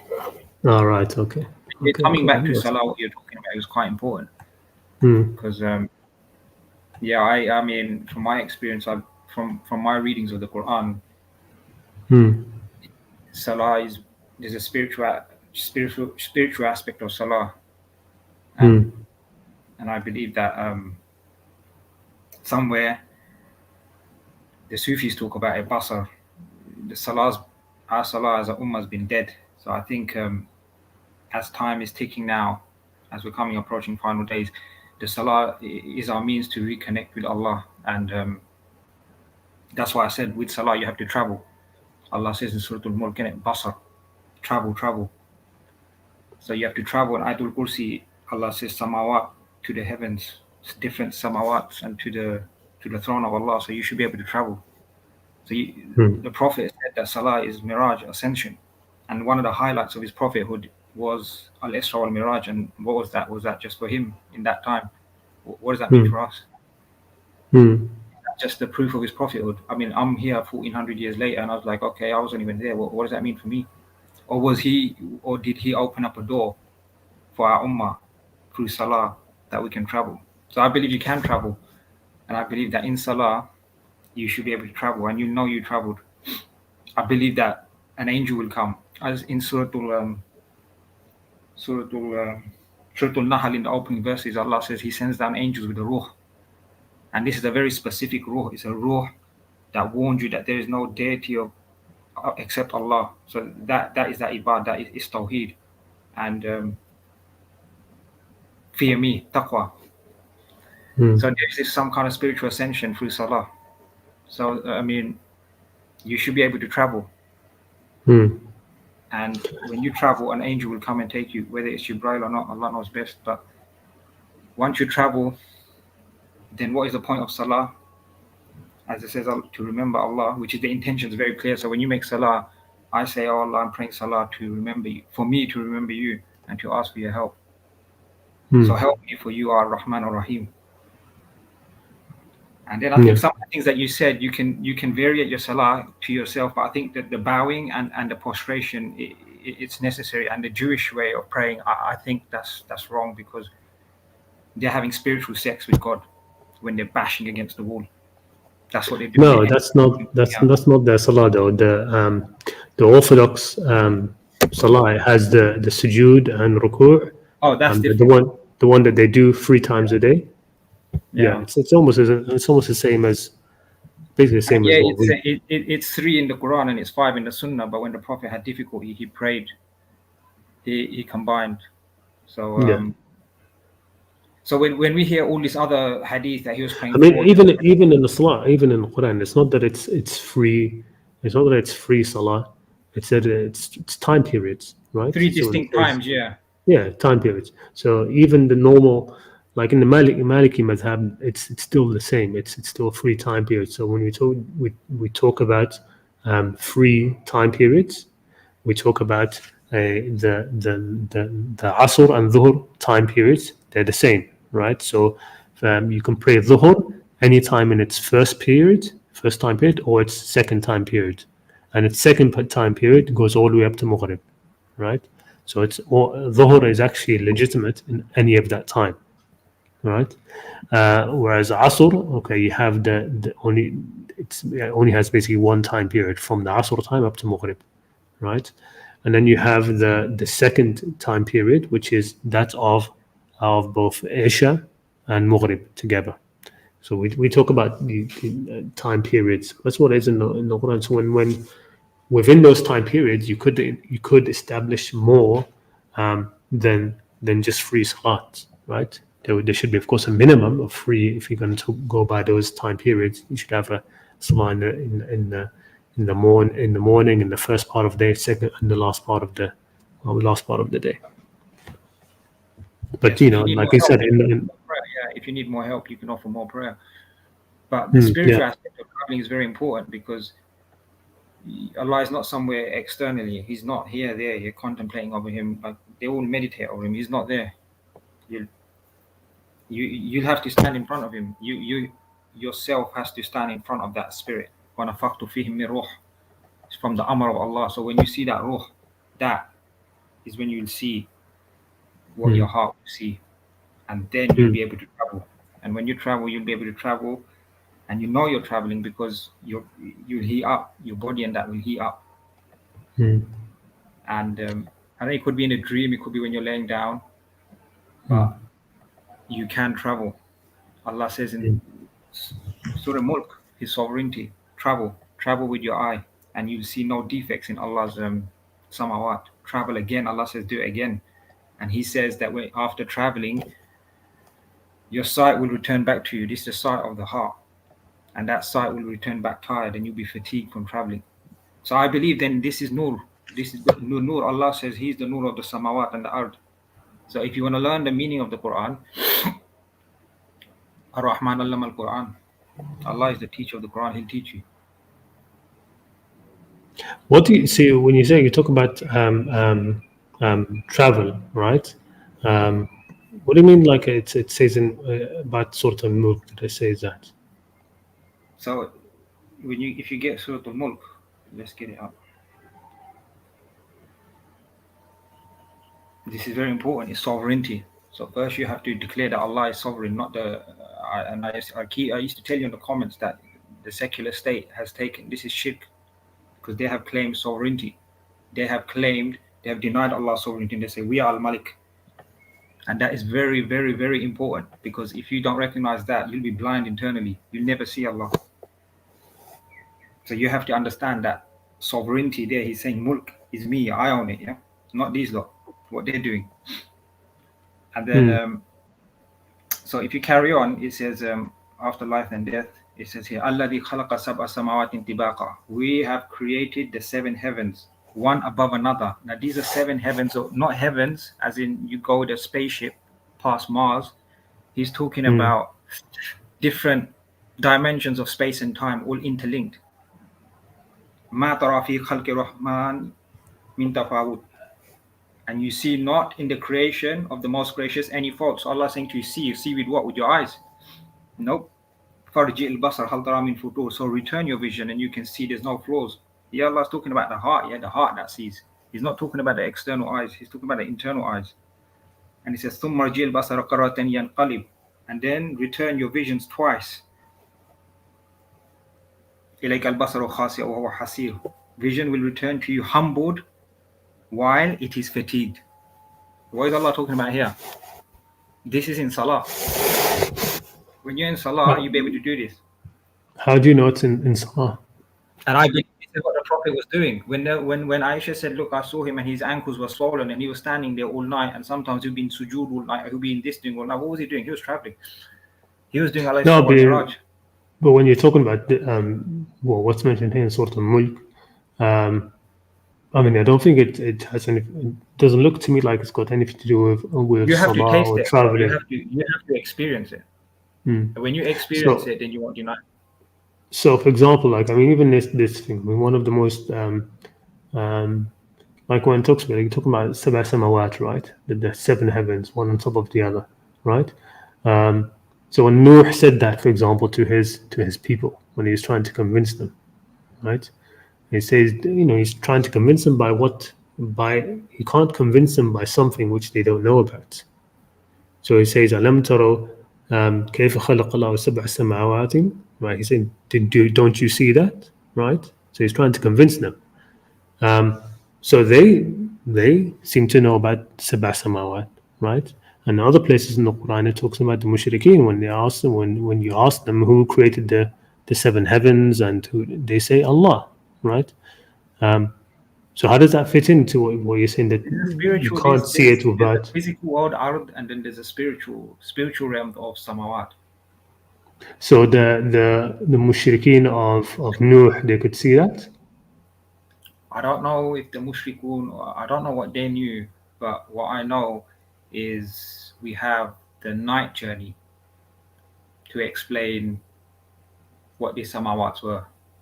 And from your dreams, from your visions, and Well, I mean, the night journey, when it comes to the night journey of the Mi'raj, and there's a lot of problems I have with that whole narrative. You know, the reducing of the salah from 50 to this, and Musa didn't know I'm not talking about that. all this We're kind of talking stuff. about the actual samawat. We're referencing to the actual samawat. These different dimensions of space and time. So we know that the experience. There's like jinn, there's angels. We know there's Allah says the samawat, and then his throne, not his arsh. He extends the heavens and the earth. Yeah, So- I understand that, but I'm just saying that to reference these things as things which you can only know by traveling or by by from spiritual taste and traveling. these kind of This is things. what the Sufis were talking about. You should know from speech. So this is like when you get to the spiritual aspect of salah, you would have traveled and you would have known. Yeah, I understand that. I'll ask you about something about that as well, because I've been through a lot. I've spent a considerable lot of time with in Sufi circles and different tariqas and So have I. these sort of things, right? And what I've seen time and time again is what you find is there are people who are much more spiritually sensitive, right? And people who are not so much. Okay. So, for example, you find some people who they will dream a lot. Okay. And other people who don't at all. Okay. And it isn't because the person who has these dreams is, I don't know, a better person or more pure or any of that. Okay. No, nobody's While more a pure. person, Don't say that, because Allah says, "Don't claim you're pure." well, I know, but because I'm just coming back to what you're saying. You're talking about It's not about betterment. spirituality. That's what Yeah. Shaitan said. He said, "I'm better than you." So this is not about betterment. This is about spirituality. Yeah, that's what I'm saying. So spirituality. Right? It's not because one person has a spirituality which is, I don't know, which is more in tune than the other, right? It's not about that. It's So about salah. It's about traveling, and that sort yeah, of. I know, but this is When you exactly travel, what I'm taking. you don't know how much you can travel. If Allah permits, an angel will come. But what you will be gifted is what Allah will gift you with and task you with. That's Yeah. for you private. Yeah. So That's between you and Allah. what I want to get into is that I've seen that it seemed that a lot more of what is seen by different people in the different in the Sufi scene and the spirituality scene The and these problem with sort the of Sufi things. scene is that they make the Sufi leader the idol, and then that becomes. No, I'm putting that aside. I'm just talking about these spiritual experiences, right? That these spiritual experiences and stuff, that a lot of it, I think, is more internal projection rather than external reality, right? That happens a lot. I think that happens a lot. So you hear about, I don't know, the seven heavens and the Mi'raj. You've heard about this all the time, and some people just have that. I say it like they have a sensitivity, a spiritual sensitivity, which lets them be able to see that quicker. Like those people are able to imagine things visually, right? There are some people who have very high, I forget the actual word for it, but the ability to be able to actually imagine things, right? To imagine things clearly, to close. In imagination, you can have shayateen that can come to you, and they Yeah, feel well, around you doubt. Yeah. So Yeah, when an angel by comes.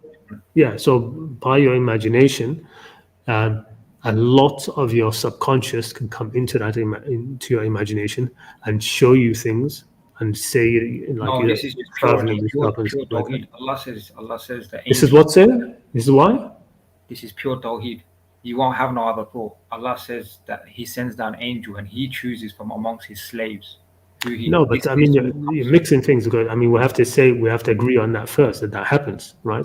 What I'm saying is that you have this degree. It isn't about the salah is for traveling, or this is for traveling, or this is. There are people who just will not travel, as you call it, travel in salah. They won't. Okay, and it's not because any fault in them. It isn't because of anything, and there are other people who are constantly doing it. okay? And it isn't because of any virtue that they have, right?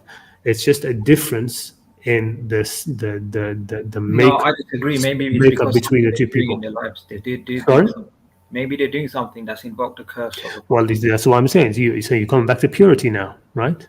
No, Coming back there's to purity. something. There's things that you can do haram, but Allah says, like for example, riba. Allah has declared Yeah, war. So well, if you that's do what riba, we're talking about. Allah That's what we're both talking about. Pure. That's exactly what I'm coming back. You mentioned before. It's not about purity. You're saying. No, now you're saying it is about purity. No, Those I'm who are saying able you to, can't yeah, claim yourself to be pure, but I'm saying that what's yeah, preventing but you you're from saying that, traveling, yes, preventing that's the you from even same. doing a haram. Allah. Yeah, that's what it comes down to. The person who's able to travel on this and stuff, and he is able to do it because he doesn't have these some sins, some things holding him back that this other person does have. And the reason why this person isn't able to travel is because of a lack of purity due to something that he's done. Oh, in that And context. I'm saying, yeah, and No. I'm saying I was that's talking completely about in the false. context that you're pure and you're going to heaven. No. No, I'm not talking about. I'm talking about what we're talking about here about salah being and traveling and seeing these things in spiritual visions and going out of your body. All of these things which, by the way, non-Muslims experience as well. They can experience these things and they see things very differently, right? Astral projection, Muslim, other people non-Muslim. can do it. No, for example, you I can go won't call into them non-Muslims. no, you can go into you can find people who are pagans, literal pagans, engaged in astral projection and talking Astral about the. projection is different. Yeah, That's not. That's the this haram. is it's in the end it's the same idea. I mean No, but there's a you can give halal. it different. You can There's give it. that's the devil's way of traveling. That's wrong. That's jinn taking you. That's different. That's behavior. What it is to me is just different people throwing out their own Bro, you got to subconscious. experience it. Yeah, I understand a lot of these things, right? So so when we talk about people who are able to do these things in salah, like you say, travel and things like that. I know people lots of people who close friends and who have these things, like people who as soon as they do their takbir, they see the Kaaba in front of them, right? It just appears in front of them, right? Or as soon as and they don't have to think about it. It's not something like they have to force their imagination to do it, right? They get into states where this happens, right? Where this happens, and then there will go times where it isn't there because they're just not in that high spiritual state, and they don't have that sensitivity. Okay, now is that really happening? That the Kaaba is coming in front and they're seeing that? No, it's something which because they've learned from the sheikhs and the peers a way for focus in salah is to imagine the Kaaba is in front of you, and they have this high ability in terms of their spiritual power, I think you pray right? salah as if Allah is in front of you. Yeah, I know, but Yeah, this so is I one of the know things. For like the Kaaba, example, so that might be you have okay, but when you have no, but this is one of the things which was which a practice which was given by I think it's Junaid al-Baghdadi or one of the early Sufis when advising people about how to pray. He would say, imagine the Kaaba is in front of you, imagine the Jannah is on your right, imagine the hellfire is on your left, and imagine the Malak al-Maut is behind you. Then pray, right? yeah, And I would say because imagine Allah is in front of you. yeah, I know, but because exactly you're saying imagine this, somebody else saying imagine that, and so people who have this I'm not saying that. That's what the Prophet said.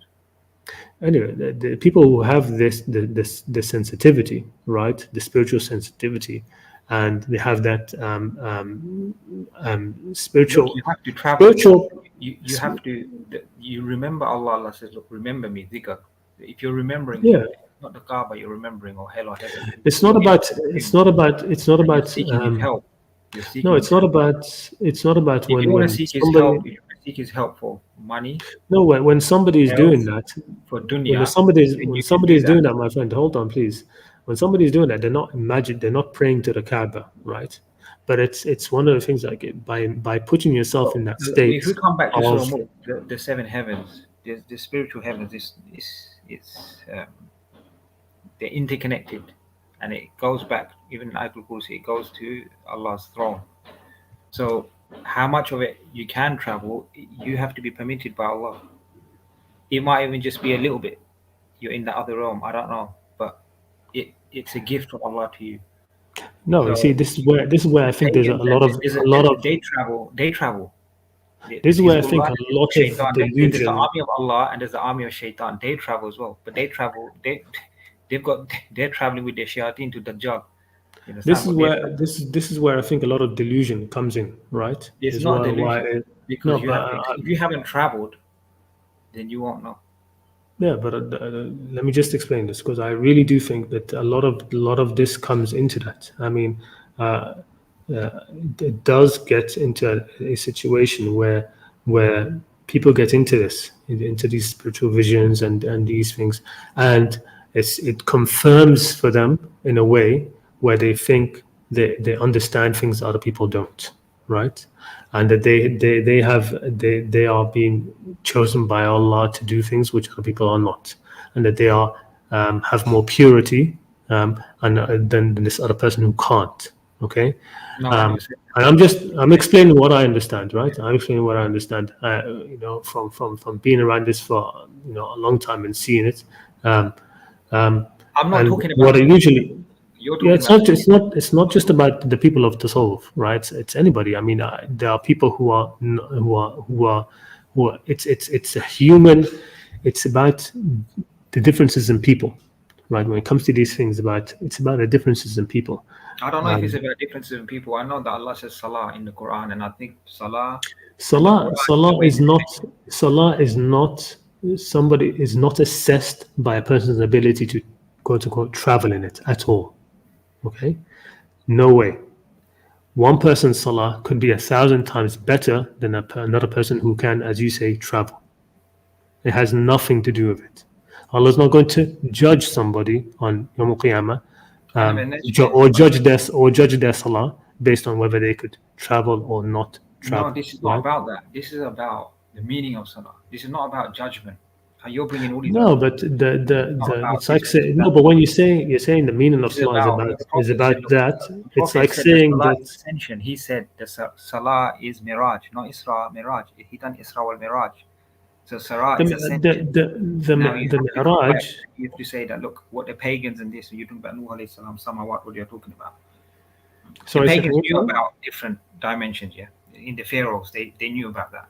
Yeah, they Yeah. were Okay. So it's not. It's not. they knew about that. They knew about Did they after know about it? they have to Did do they, something did to they, bring that did ball into they, this hole. did they know about it via Salah? The pagans used to pray Salah, yeah.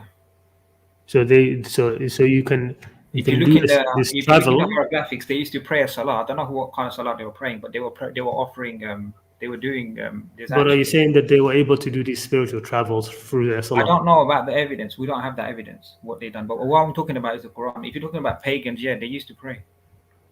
You can see Yeah. them in the hieroglyphic. You can see them bowing, praying. They got their hands on their chest. They're sitting Yeah. down, doing the rest of it. They're doing those actions. But when you're linking these things, I'm not linking those things. I'm experiencing. coming back to the Quran, and I'm saying that look, you have to experience. If you're praying Salah and you're doing all this Look, contemplation, you're saying the Prophet said, Salah is miraj al-mu'min, right? That's not going back to the Quran. Okay, when you're talking about that is these going back things, to the Quran they are because not. it mentions that his journey in the Quran. No, it's not mentioned in the Quran. The Mi'raj is not mentioned in the Quran, and it's not certainly not mentioned with respect to Salah, right? Only the Isra is mentioned in the Quran, right? The Mi'raj isn't in the Quran at all, right? Mi'raj is not there. We don't know. We can't be sure if it's true or not. I mean, I definitely don't believe in the traditional narrative of how it went about. If there was some sort of a mi'raj, it wasn't how it's narrated. I don't believe. I don't believe in the whole episode of Musa, and going forth and I bringing don't know down the about. number of I'm salah not and talking these about sort of that. I'm things. talking about that journey is mentioned in The there. Isra, no, the night journey, Isra is mentioned, but not the Mi'raj in the Quran, right? The Mi'raj is not part He's of the talking about Quran an at all. ascension.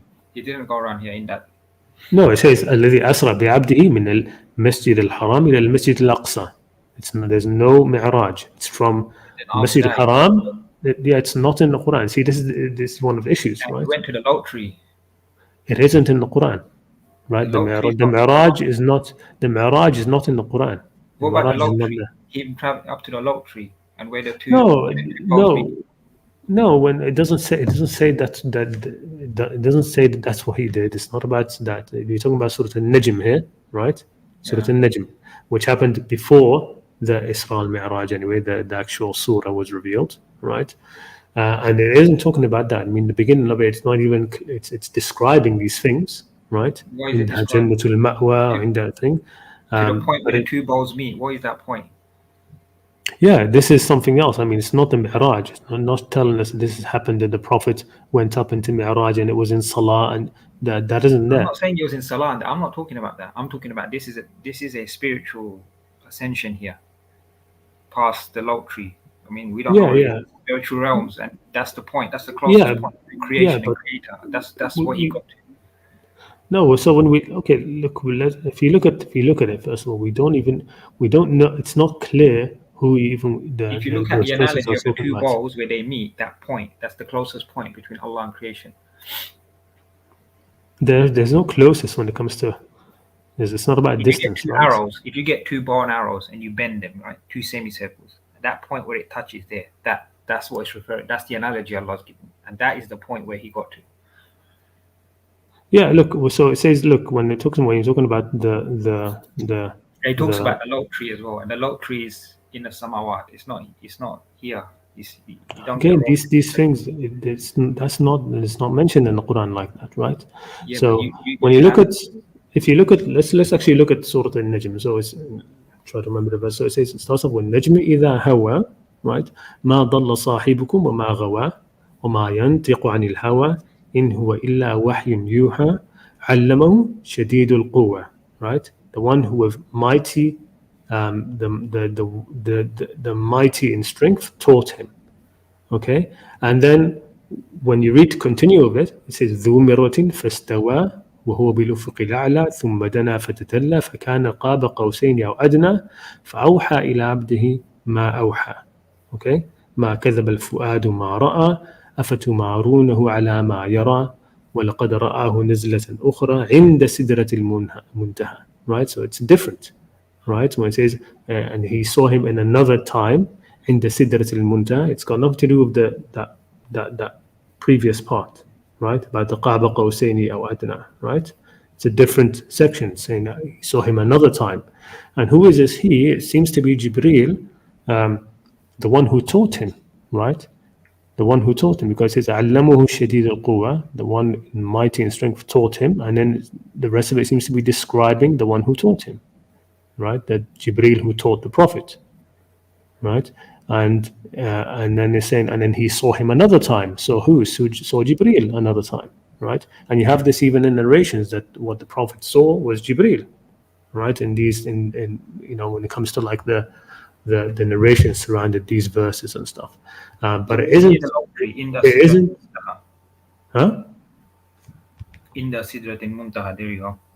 Yeah. عند سدرة المنتهى, yeah. Boundary. Yeah, عند سدرة المنتهى عندها جنة المأوى إذ يغشى السدرة ما يغشى ما زاغ البصر ما Yeah, that's طغى. the boundary. The boundary. Yeah, لقد رأى من آيات لربه الكبرى. Boundary of what? Sorry? Boundary of what? I mean, these are very mystical verses, yeah, right? Exactly. They're not. That's what I'm saying. I'm saying that we can't. Not giving, I'm not saying that you're going to travel up to what the Prophet traveled, because what they traveled is they they're not. It's not given. I believe that what he done for his ummah, that was a spiritual way, because Allah says in Surah Al-Ma'idah, for each we've given you a Sharia and a way. So the Prophet opened up. But this isn't. What I'm saying is this isn't a direct reference to Al-Mi'raj. We don't have the Mi'raj in the Quran. You have to connect these dots. You can't read the Quran like this so literally. It's not about reading literally. It's if you're gonna say that this happened in the Isra al-Mi'raj, that story. I'm connecting Salah. I'm saying Salah has spiritual meaning to it, and there's spiritual essence. Yeah, there's undoubtedly it does, but it's not. If you make this is again something which I've seen in these things, right? If you make Salah about these things, then you end up becoming a servant to these things, right? No, it's not a servant. These things you don't do these things. No, it's not, because you're remembering Allah and asking for His help. Yeah, what I'm saying is Right. that And then these become I'm like not you're saying saying that here. you mentioned this Kaaba and this and that, and I never mentioned any. These become the goals of salah, I'm right? not These saying that. I'm become the saying the goals of goal of Salah is to remember Allah and to get close to yeah. Him. So You're trying to get it's close not to Him. it's nothing to do with traveling or this or anything like that. They're Allah is irrelevant. telling you in Surah Al-Mulk, travel. Yeah, Travel with your it's sight. not Travel. it's He's not not telling you to get into a space rocket and go travel to the moon. yeah. It's not telling you Yeah, to do it in yeah. He's salah talking either, about the right? seven, It's seven, talking about seven, looking at the seven khalq heavens are of Allah. interconnected. Different Yeah, They've talked about different dimensions. it's talking about the khalq of Allah, right? And when it's talking about this, the seven heavens, one on top of the other, it's something which the And the kuffar art, and the this is mushrikeen, the material world is the lowest one. It's the low. It's the seven heavens, and then you have the material world. But I Art. mean, look, it's not talking. The point is, it's not talking about doing these things in salah. It's not linking them It's to not salah telling you in to any do way. that. Allah's telling you. I'm not saying you to do that. The salah And is there. The purpose what of the salah is to remember Allah. So if you're going to yeah, remember what Allah, there's different stages of remembering Allah. Yeah? Like as you yeah, wear the what scrolls. Yeah. when So as you wear the scrolls. when you look at Surah Al-Mulk, what it's saying, you can take that very clearly to talk You about can. just the earth, right? Look at the creation of Allah here. Or is it that you think the creation of Allah that you can see, the physical world, doesn't, bring this reaction that's mentioned in the surah? It does, right? Now, most of the Quran is pointing to us to look at the actual physical creation that we can see, to contemplate it and showing its magnitude and all the rest of Yeah, it, right? that's you're going to It's see the not, awe of Allah, but then there's another way yeah, where you can see Him internally. yeah, okay. Yeah. These when it comes to these, that kind of remembrance and these, it's fine. But I'm just saying that when So it when you comes see to Him these, internally, where are you going to see Him? it's not about seeing Allah with the heart in that kind of Where are you way, going to see Him? right? No, I mean it's not about seeing Allah with the heart in that kind of way, right? You're never going to see that. I'm not talking about the essence of Allah, but when you see His presence, where are you going to see Him? Well, you don't see it that way. You can see it that way. Where are you going to see Him? You No, can't it's see not. Him. Where you going to see It's Him? not. Allah says You don't. what No, you're going to okay. see. What you're going to see. I tell you what you're going to see. You'll see your nafs. You'll see you yourself, and what you'll see in front of you is your ruh. No, what you see is what Allah will reveal, Your right? ruh, your ruh is what Allah breathed into you. So you'll see your ruh and you'll see your nafs. But you got to get nafsul Yeah, mutmain. you're talking about something else there. You're talking about on one hand, what are you going to see when you see Allah, and you say you see I'm yourself? not No, saying you see Allah. No one can see Allah in His essence. But I'm saying what you're going to see. no, you're talking about something You're else. going to Then you're see the talking spirit. about When you're you try talk, to concentrate and you see Allah's presence, how are you going to see it? You'll see your spirit. Yeah, and when you see no. your So spirit, what will you see? But you'll have to see it and experience it in Salah to experience it, and then you won't. Once you've experienced it, then you'll know. yeah, Then no, you look, won't have any doubts. You won't ask any questions. It's something called sure knowledge. no. So look, when it comes to understanding These these are sort the of matters things, of the right? heart. It's revealed. It's sure knowledge. You won't. Then it's just. Then you won't do. Is it this or is it that? Is it astral projection? Is it that? Then you'll understand. No, it gets to a lot of things where, like I'm saying, this is why I think why I worry about these things, that there is a lot of delusions in them, because you start to think that you have rock solid knowledge about things which are not I really, never said you have right. rock solid knowledge. I have. You have a spiritual connection with Allah. That's all I said. I'm Yeah, not I saying mean, look, I'm not saying you make any public claims. You start making any public claims because that's what the prophets done. That's for them. But Allah will then teach you, and He'll tell you what you need to know, and then He'll tell you what you need to go and do in public. yeah, see, this is what I'm talking about. It He'll starts to give you. get into these kind of internal things, which I personally think there is a lot of thing. Look, the psychology of people is very, But very then you deep. need permission. You You need don't permission from Allah. If you're going out to do Allah's work, you need permission. Like if I go out and I say to you, look, I'm a police officer. You're under arrest. You're gonna say, where's your badge?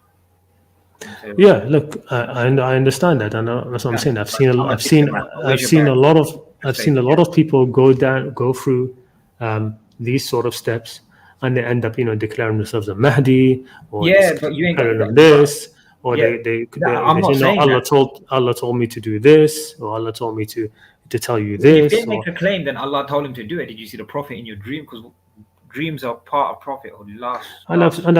I've seen that a lot as well, where people, Allah will destroy you, innit? I've seen a lot as well where people, dreams. People they think they've had dreams of the Prophet telling them this and this and this, and very, very, step by step they go down. If the Prophet comes in a dream, then Shaitan can't take his form. Then that's obviously they're doing what they would. No, I've seen this go step by step. If Very, they're lying very about badly.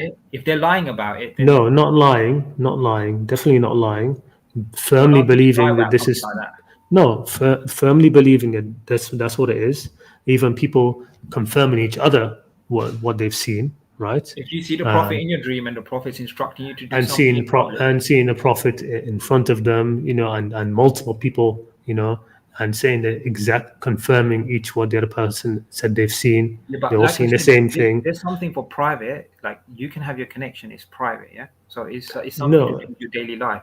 But then there's other things. No, If you're going out in the field for public, no. Look, or what I'm trying to impress upon you is that there are things in there where there's very subtle tricks and delusions from either the person's own psyche or from shaitan, right? no, It that's does. wrong. That's if you're doing astral projection and stuff like that. No, You won't I'm get that in talking Salah. about. If you're pure, No, if you're I'm- doing wudu and you're in Salah and you're reading Qur'an no, and you it have does. Tawheed, you have Tawheed in your heart, you won't be, there's no shaitan that comes to you. No, Once you it don't is. subscribe to evil, then you don't sin. You do dhunub. You won't subscribe to evil. No, it happens, my friends. It happens to people who happens subscribe a to lot. evil. Yeah, No, it happens a lot. There's a very slippery slope that you go down when you start to rely too much on these sort of how can you spiritual rely? things. I'm saying this is Salah. You No, rely I on know, Salah. I know. Saying this No, is I'm not Salah, saying that. Salah. No, Keep it's saying that's Salah. what. I'm not talking about any. I'm not talking about Sufi circles. No, I'm not talking about no, Sufi. look, I'm I saying understand. I Salah. understand what you're saying. I Saying understand you're what you're doing saying, Salah but as a you're meditation. equating. No, So I'm you're saying equating. Salah, you should be able to travel. You could travel. You can do it. That's exactly what I'm saying right here. You see, you're saying if it's You real can travel. salah, listen to me. You're saying if it's real salah, you should be able to I'm not travel. saying if it's real Salah. Right? I never said that. You're saying that. I'm saying in Salah. What are you saying then? Salah is traveling.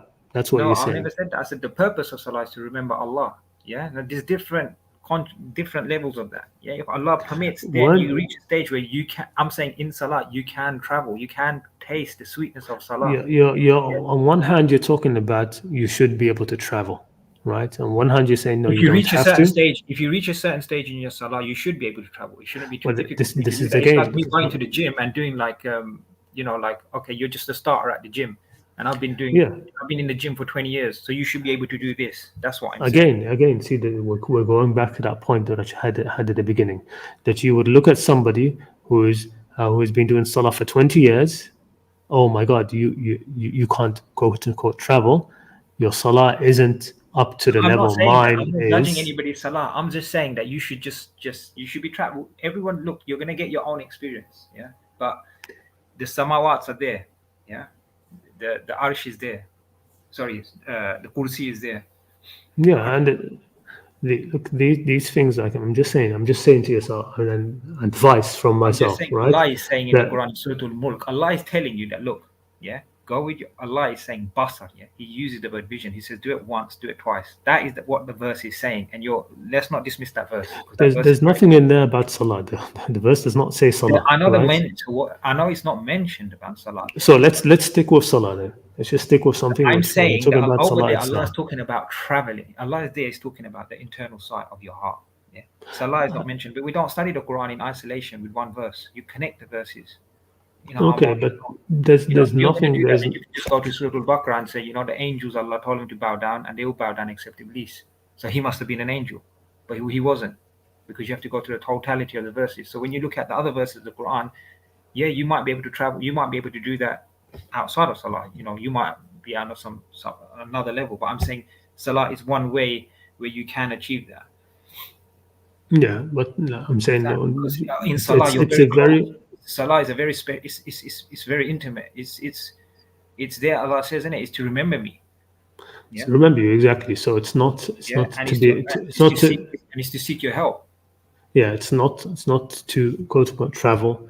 It's not to it's تنهى عن الفحشاء والمنكر, right? So it has this purpose of dhikr, right? It has this purpose of of preventing you from fahsha, from indecency, from open evil. It has these sort of things, right? It's That's not, the consequence of salah, yeah. yeah, it's not for these other That's the things. Not the byproduct, but you need to no, produce no, oil. absolutely. Allah is not going to mention the byproduct, right? And not mention whatever you think is You know, the Allah real says in thing. Surah An-Nur that the lamp, yeah, the heart, and it's like cleaning the lamp, you got to produce oil. Yeah, and in Yeah, I Islam, know yeah, so when you're remembering Allah, what is the it? That's clear, you're the cleaning your heart. analogy. Yeah, the Yeah. analogy of the nur, and In you salah, have what are you doing? You're cleaning your heart. You should be able to. Ghazali's interpretation of that. I know, I understand all these things. Yeah, I'm just so saying in that look, salah, there's a salah is very different. You don't need anybody else. You've got salah. You've got the Quran. And if you're yeah. reciting the Quran from cover to cover, you should be doing that once a month anyway. Yeah. So look, what one impresses this, right? That there's a very slippery slope in this, right? There is I'm a saying very there's no slippery slippery slope. slope. Huh? Yeah. There's no slippery slope. There's a very The slippery slippery slope in that. slope. If you don't know about it, then it's a slippery slope. You're gonna see everything else, and you're gonna get confused. But if you're engaged, then it's no slippery slope. You either know or you don't know. So it's either you are in the awe of Allah, you are in the presence of Allah, and you experience it, and it's just the reality. It just is. Do you understand? Yeah, look at And then you'll see when you look at the verses of the Quran, you'll understand its meaning because Allah's teaching you. yeah. But This is what you disclose, and then you say Allah knows best. What you disclose to the public, that's a different story. You don't need to it's not like, okay, this is it. But I'm saying, look, in salah,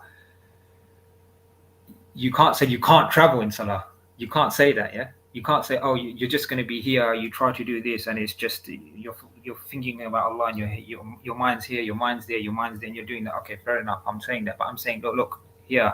You pray salah, yeah. Outside of salah, make sure you're not doing anything that's going to invoke the curse of Allah. The things that He's mentioned in the Quran quite explicitly, yeah. You shouldn't mainly in today's day and age is riba, yeah. That's the main thing, yeah.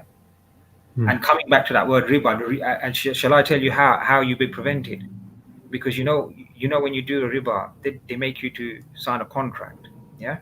And when you're talking about the pagans, and when you're talking about all of these kind of pseudo rituals and all of this, yeah, because they have their salah, they have their pagans, they have their shirki salah, yeah.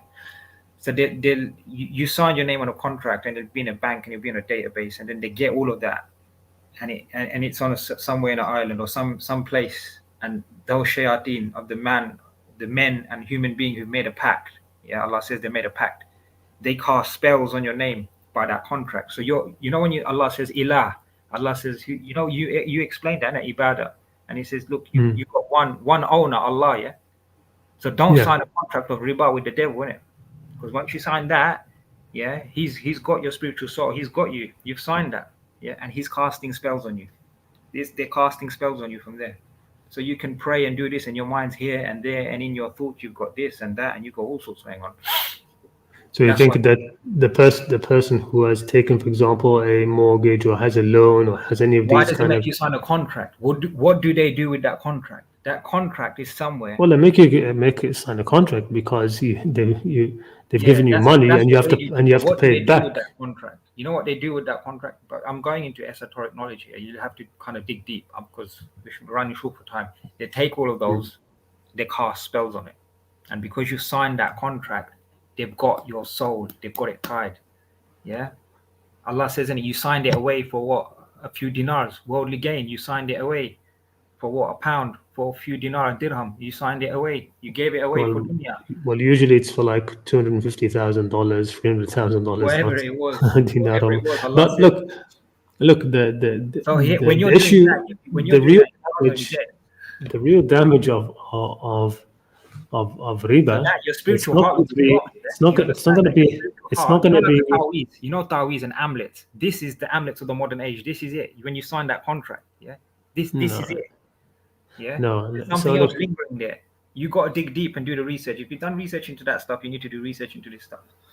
No, when it comes to look, riba is a problem, a modern problem, because of the damage that it does to actual economies, to society. It forces poverty. It does these sort of That's things. one aspect. You're right? talking about material damage, yeah. That's the main. That's why Yes, it's haram. yes, that's It's not because of people are doing spells on you. no. Right? I'm not talking about that. Look, I'm saying, look, it does that damage. It's injustice, which Allah doesn't like. But there's a spiritual aspect of that. What they do with it, yeah. You've tied yourself into a contract with the devil that he can cast spells on you. You know how I don't think anybody is tying. The story of Cain, the blood sacrifice. Nothing grew for him, yeah. Nothing grew for him afterwards. So he turned to who? He turned to the devil, and he said to him, "Give me human sacrifice, human blood." If you look at ancient stories, they were all doing human sacrifices, yeah. I mean, the story we have of Qabil and Habil, as they're called in tradition, you got it's got nothing to do with blood sacrifice. You got to listen to me. The sacrifice there, they're sacrificing for who? For the Shia. Yeah, you're saying, you see, you're jumping around from one thing to another, and it's I know, because getting very confusing. Allah says you have to worship. Now bow about to Allah, innit? Bow to Allah, but Iblis wants you to bow to Him. Look, when somebody does, for example, you can be praying Salah, but spiritually you're bound to who? You can pray Salah, it's a bunch of rituals, but when you sign that contract, you've bowed to who? You've done sujood to Iblis. No, I mean, when you've signed a contract, when it comes, that's why I said, and I came back that as long as you don't have to, as long as you're not in riba and you're not doing any major sins, I'm sure you're not coming. If you're not doing riba, you're definitely not coming zina and stuff like that, gambling and stuff like that. But these are probably less. Yeah, I'm not sure about, and when it comes to all this stuff, going back to like what we're talking about, Salah and traveling and stuff like that. I've been plenty of people I've met who have done this traveling, and they have mortgages. That's not traveling then. That's that. Yeah, you see, this is one of the problems. You know, I'm talking about that this gets into very delusional. You start to tell. If they've got mortgages, that's not. No, you're saying to yourself, okay, my experiences are real. This other person's experiences are not real, right? Because he is doing this. It can't be real, right? And you say, okay, my salah has some. There's something which I'm doing or not. Just hold on a minute. There's something which I'm doing or not, which is allowing me this purity in salah to be able to travel. And this other person who could be much better than you, right? And doesn't have any sins about them. There's nothing wrong with thing. He's not doing this traveling in salah, right? And the difference is what I'm telling you from my experience. The difference has got nothing to do with any of that. It's just a difference of actual just the makeup of people, the spiritual makeup of people, right? And it makes it very dangerous, right? The person who is able to it's like just having a extra sense. You're blocking the doors of spirituality. Yeah. No, there are people who have the doors of spirituality wide open, right? And they're engaged in numerous sins. There's a right way of spirituality, right? And then there's a satanic way. Yeah. There's a right way. Yeah. And so some people can't get. We have salah. We have some people can't get into either. They can't do that or that because they just have different makeup. They have a different makeup. My whole point was in salah, yeah, there is an avenue where you can. Salah is not just that. You can travel in salah. That was my point. Yeah, you can. Yeah. Okay. I'm just saying that you can't do that. Yeah. It's something that would be like. No, I'm saying no. I'm saying what I would say and what I would advise anybody who has these travels etc. in salah and who has those sort of things tugging at me is to completely ignore them, to not do them. No, I disagree. Right? I think that's very dangerous. To focus, to focus on doing your salah for the zikr of Allah, and that's it. There is the zikr of Allah. No. That is not. You're not focusing that. I'm saying that. Look, if Allah chooses you. No, you see, this gets dangerous. If Allah chooses you, and then the person does these things, and he thinks Allah's chosen him. Then he thinks Allah has told him to do something. Then he thinks that he should proclaim this and proclaim that. It gets very dangerous. I'm telling you now, these sort of things, these sort of things. No, this is where you Leave close them the door of completely. spirituality. No, this is where you close the door of Islamic spirituality. You It's can't. not. It's not about. It's not because there's a lot of danger in it, and a lot of it is false. A lot of it is false, right? A lot of these things are false. They're not real. Okay, they're just No, not no, real. no. That's. No, they are not real. All right, there are people, um, um, um, They are real. on the other side. There are people on the other side, um, non-Muslims who have exactly the same thing, right? And they Listen, you talk can't about say and talk non-Muslim. about. Let's just get one thing straight. If you're a non-Muslim, you haven't subdued to Allah. Yeah. What are you? Are you an No, atheist? no, no. Are you For high of the example, truth? Let's just. you have What Christ are you you have subdued to? you have you have Christians, you have Christians are so, Christians, Christians. you What do they have believe? Jews, Believe in the you one have God. They believe in one God. monotheists, you have monotheists, just believe in God, right? That's all.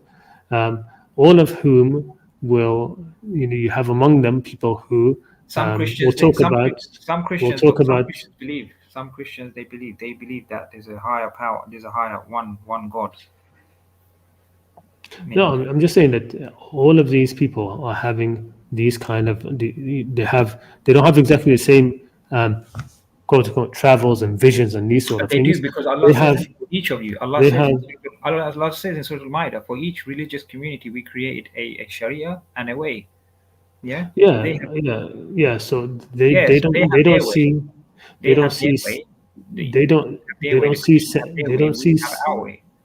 no they don't see seven heavens or the travels of these. You're not going to see It's literally very seven different. heavens, yeah? I'm not going to be like, you're going to be 1, 2, 3, 4, 5, 6. But I'm saying that, look, Allah says, look, travel. Well, that's what happened in the Mi'raj, right? What happened in Allah the says in Mi'raj Surah was Al-Mulk, one, He two, says, three, look, four. travel, you won't see any defects. Yeah, Any defects. There will be no defects. You'll come back, yeah. I mean, we're talking about your vision will come creation. back fatigued. Yeah. We're talking about the actual creation of I Allah. never said what you're going to see this or you saw hell or heaven or this or that. I'm just saying exactly what the verse is saying. So I'm saying that when you're in the remembrance of Allah in Salah, yeah, travel. Allah says, just do what Surah Al-Mulk says. Yeah, like I Yeah. said, no. When So you're if in why did when you're in Allah say Salah, that? Why did Allah say that in Surah Al-Mulk? What is He but saying he there? doesn't Is he He telling didn't you to say get a when you're in spaceship? Salah Is He telling you to travel. get a telescope? What is He telling you to No, do? he's not saying it when you're in Salah travel. All right, He's not saying that, but what is it's He just telling not you to saying do that. then? It's not saying that. We're just talking about The Salah here, verse is right? saying that, look, the verse is saying Allah is telling you, yeah, not once. He said, do it twice. Do it repeatedly, yeah. Summa, then again do it. Do it. Yeah. Yeah. You Look, don't have to. it's not It's when not you go for scientific Salah. travel. Yeah. No, It's not when scientific you travel. Look, the Quran is clearly there, yeah. It says do it, yeah. In that verse. yeah, It says do it's it. not It says do it, yeah. And it other is not. verses, Allah says, then pray Salah to remember me and to ask for my help. Yeah. Yeah, it's So not. if It's you want not to do talking that, about. if you want to do that, you need Allah's help. So Salah is the best time, isn't it? Yeah, Allah's it's telling not. you, Allah's telling you to travel. That's exactly what the verse says. So you stand up in Salah and say, look, Allah, you've told me over here, travel. So now I'm asking your help. Yeah, I want to travel. I want to see it. What you're telling Yeah, me is Full Mulk. Are you telling me to go in a spaceship? Are you telling me to get a telescope? What are you telling me to do? Are you telling me, as you're saying, these pagan arrows were doing this, that? Like, what's the worth of asking you when you ask Allah, your creator? You can ask Him, innit? That's the point of Salah, is to ask His help. So why don't you just ask Him instead of asking Tom, Dick and Harry? Just ask Him in Salah. That's the whole point. You need help. What is it? Help in what? Does Allah say help in only scientific methods or health, or is it also spirituality? So you're telling me that I cannot stand in Salah and say to Allah that this verse, you said this, so I need your help. Here, explain it to me. Well, no. Well. You've already decided what you think it means. You've I already never said decided that. I'm it's. saying that, can I not do that? That verse says that you've decided something and you're telling me something. Can I not stand in Salah and ask Allah that in this verse, you've said this, yeah? You're saying this. This brother is telling me a whole different story, but can I not stand in Salah and say, oh Allah, I want clarification of this. What does this mean? Because you've said travel. You're telling me I can't. It doesn't say. You're telling me I shouldn't do that. Is that what you're telling me? I mean, it doesn't even say travel. You've given me a whole bunch of explanation of your experiences. Now Allah says you agreed with me that Salah is for remembering Allah and to ask His help, correct? So you're telling me I can't go into Salah and I can't say to Allah in Surah Mulk it says this, yeah? You're asking about. It doesn't say anything about traveling in Surah Al-Mulk. What the verse says. It says Allah says basar.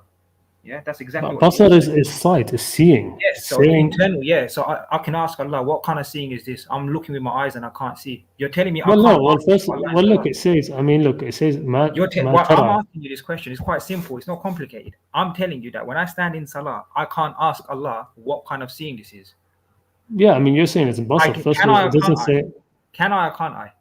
I mean, first of all, I you're not can, saying. exactly. Okay, I can. So exactly, I can. Yeah, I can. No, I mean, It's I don't clearly know. that I don't this know. sight here, it's not talking about these eyes with your the two eyes. It's talking about the heart, because the Quran mentions about internal heart. Yeah, the vision of the heart. The heart sees. The heart thinks. It's clearly that. Yeah, and it's talking about So siru fil so ard, then you can and those. ask Allah in salah that, listen, over here you said travel, innit? Travel. Yeah. Yeah, and those in the Not verses skip. where actually it does say travel, this one doesn't. The verse where actually it does say travel, it Whatever says it is, you siru. can ask Allah, innit? If you've got any Yeah, well, question, you got any help, I don't need to come to you. I don't need to come to any Tom, Dick, and Harry. I can just go and ask Allah, innit, in salah. yeah. That's I mean, what salah is there for, innit? Ask His help. So you're telling me yeah. to ask His help in what? Only certain things, and the rest of the thing come to you? Is that what you're telling me to do? Well, me, no, I'm Follow not your saying that. tradition or follow your But scholars? Or I don't know what you're telling me to do. well, I'm saying well, you can pray salah to remember Allah, and you can travel in it. That's a possibility. Yeah, I'm not going into this travel or that travel, but I'm telling you that Allah says, ask for your help. Help in what? yeah. Can you Staying ask with Allah, sabri was can you ask Allah for? Can you ask Allah in salah? Oh Allah, help me here to understand the verse of the Quran. Help me here. I'm sick. Help me here. I need this. My son. This illness. This is for everything, right? Or is there saying, okay, no, when you ask Allah's help, it's only for your health, or it's only for your wealth, or it's only for... I mean, let's look. Let me again, because I think you're getting just way getting too excited. That's Then exactly, there you go. No, you can't let's close this door. Yeah, you can't close it. no. Let's actually bring up the verse, because I think it needs to be actually seen, maybe for the I people think who that aren't. this is where this ummah needs to wake up. This is where those who are waging war against the truth are preventing the ummah of waking up. Yeah. So let They're saying, no, me. you can't do this, you can't do that. Well, it's all this complication and this, that, and they're getting everything confused. But Allah says clearly, yeah, salah is to remember me and to ask for my help. So if you're going to ask for His help and you're confused about something, ask Him. Ask, it's His word, it's His Quran. Ask Him. If you know a verse and you can't understand it, ask Allah. Is that not allowed? No, of course it's allowed, but So let me actually bring this if verse so everybody can see what we're talking about here. If Allah blesses you with an interpretation, yeah, and you give that interpretation, it could be correct or it could be wrong. If it's wrong, it'll go into the garbage bin of history. If it's the truth, then Allah will strengthen it, because Allah says truth, yeah, has come and has banished falsehood. So everything that is false against Allah, His Prophet, against the Quran will vanish. We know in history, as time moves on, yeah, it will go into the garbage bin of history. So it's salah, isn't it? Salah is the one. If you don't have salah, then who are you going to go to helpful? To you, to what the tafsir, to the books, to this man, to that man, to this human, who? To the jinn? I don't know. You tell me. Who am I going to go to? I'm reading the Quran. Who am I going to go?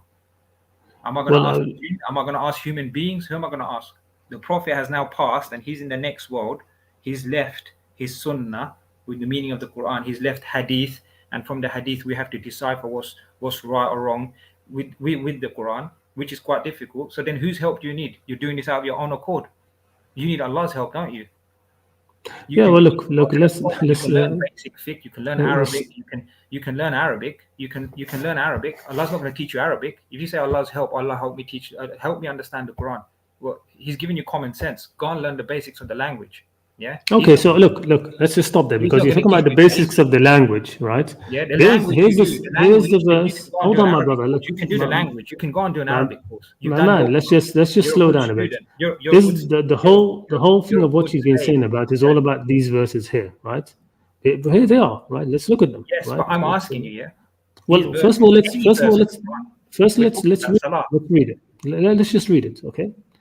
الذي خلق سبع سماوات طباقا ما ترى في خلق الرحمن من تفاوت فارجع البصر هل ترى من فطور. Right?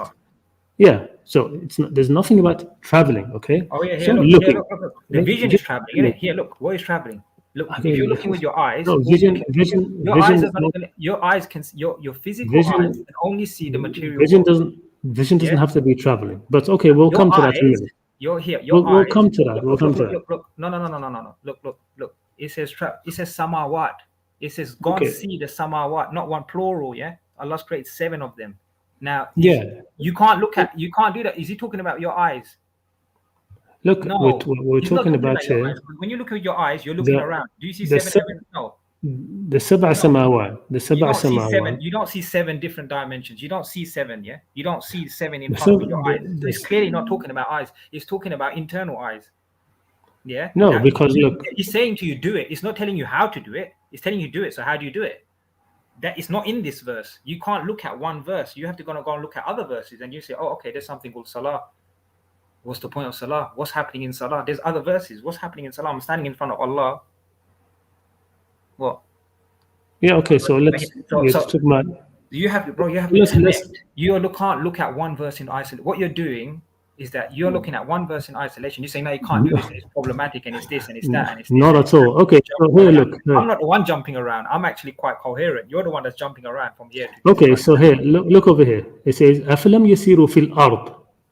Really not travel, and this is actually travel, really travel, not what you're talking about. Travel. No. Ard is different. Ard is the material world. Yeah. Well, look, we're going to talk about it because we're talking about what you talk about. Is the material world. Right? Samawat is beyond the material world. My friend, listen, please. Just look. Let's actually read the verse. Will they not travel in the ard so that perhaps? Just please listen, please. Bro, look, you're going. So that perhaps I'm not going off topic. If you would wait, just wait a minute. Give me a little bit of patience. The other verse was talking about. My friend, I was listening quite patiently to you. The other verse was. When I was let me talk about traveling. When I was talking about traveling, is traveling with your eyes. Yeah, your physical body is traveling here. Yes. Okay, my friend, please just hold on a bit. Let me get to the end of this verse, and then I'll let you go off. Okay, right? It says. أَفَلَمْ يُسِيرُوا فِي الْأَرْضِ. This is the physical ard, like you just said. فَتَكُونَ لَهُمْ, so that perhaps for them they could have hearts with which to have aql, or ears with which to hear, right? Ears with which to hear. Okay, because truly, what becomes blind is not the eyes. لا تعمل أبصار, ولكن تعمل القلوب التي في الصدور. Right? It's the hearts which are in the breast which become blind. So it's talking. There's your basar, right? So we're not talking about like what you're saying anyway. Physical. So over here, Allah, so we are talking about physical world here. Yeah. So and we're using the absar. Yeah. So we're using the absar. This is different. The physical world here. Let me speak. The physical world here is for you now to go around to see the awe of His creation. That look, and that gets your heart to think. Okay, so why is that not the same as the other one? Who created this? Who made this? So who was the creator of all of this? Why is that not in the other one? This is to tickle your intellect. This is to tickle your heart. Like there's something more you contemplate.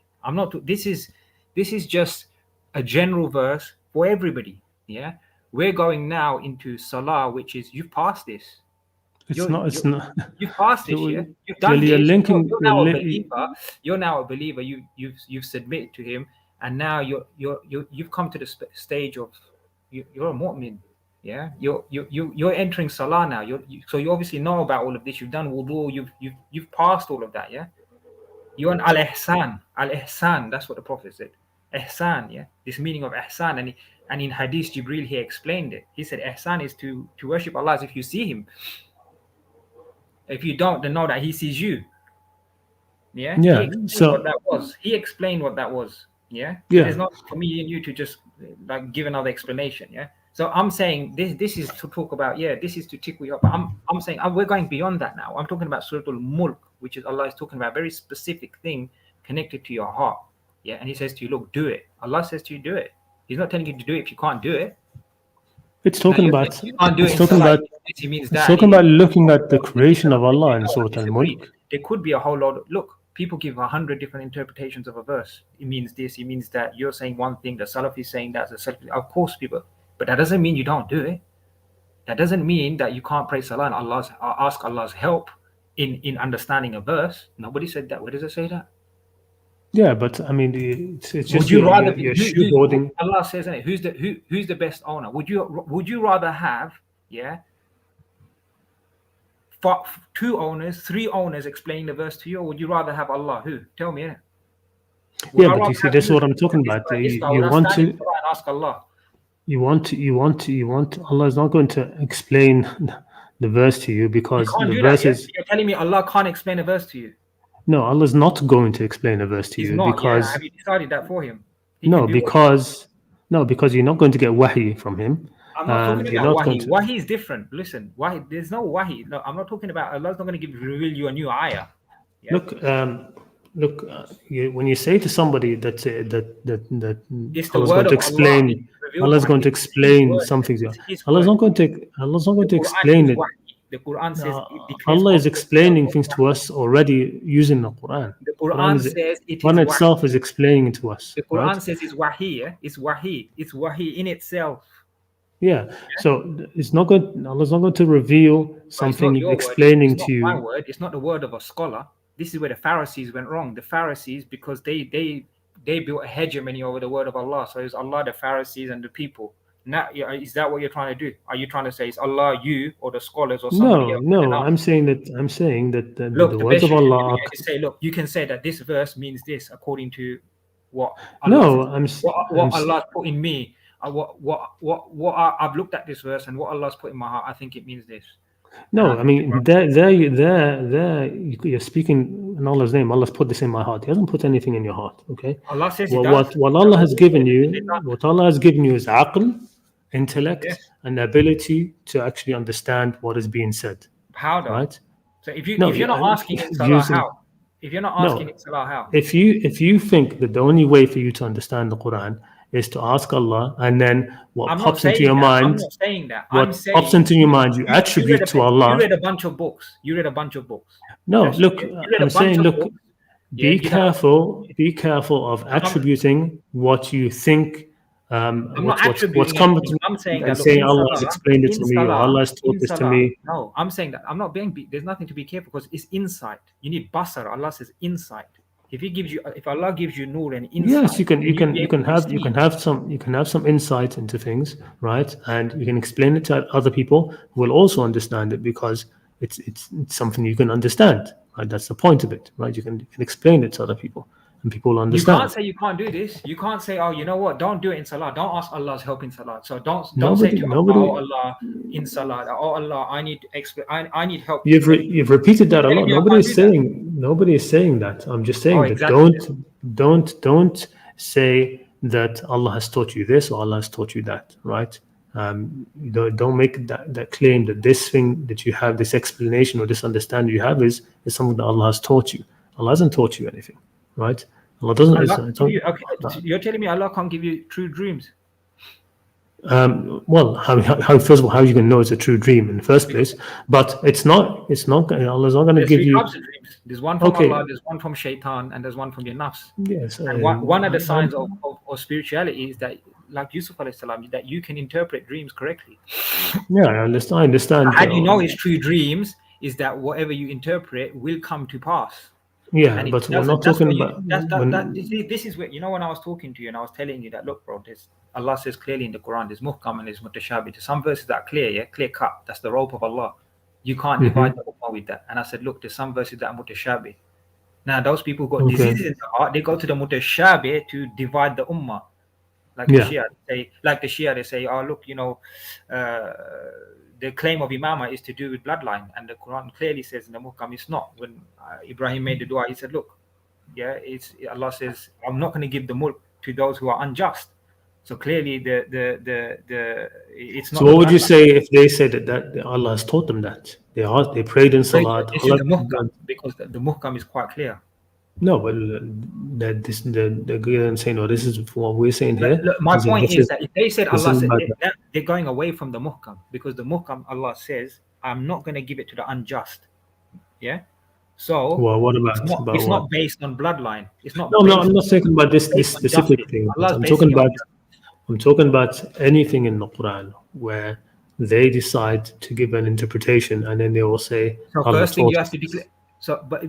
First thing you have to declare is muhkam or mutashabih.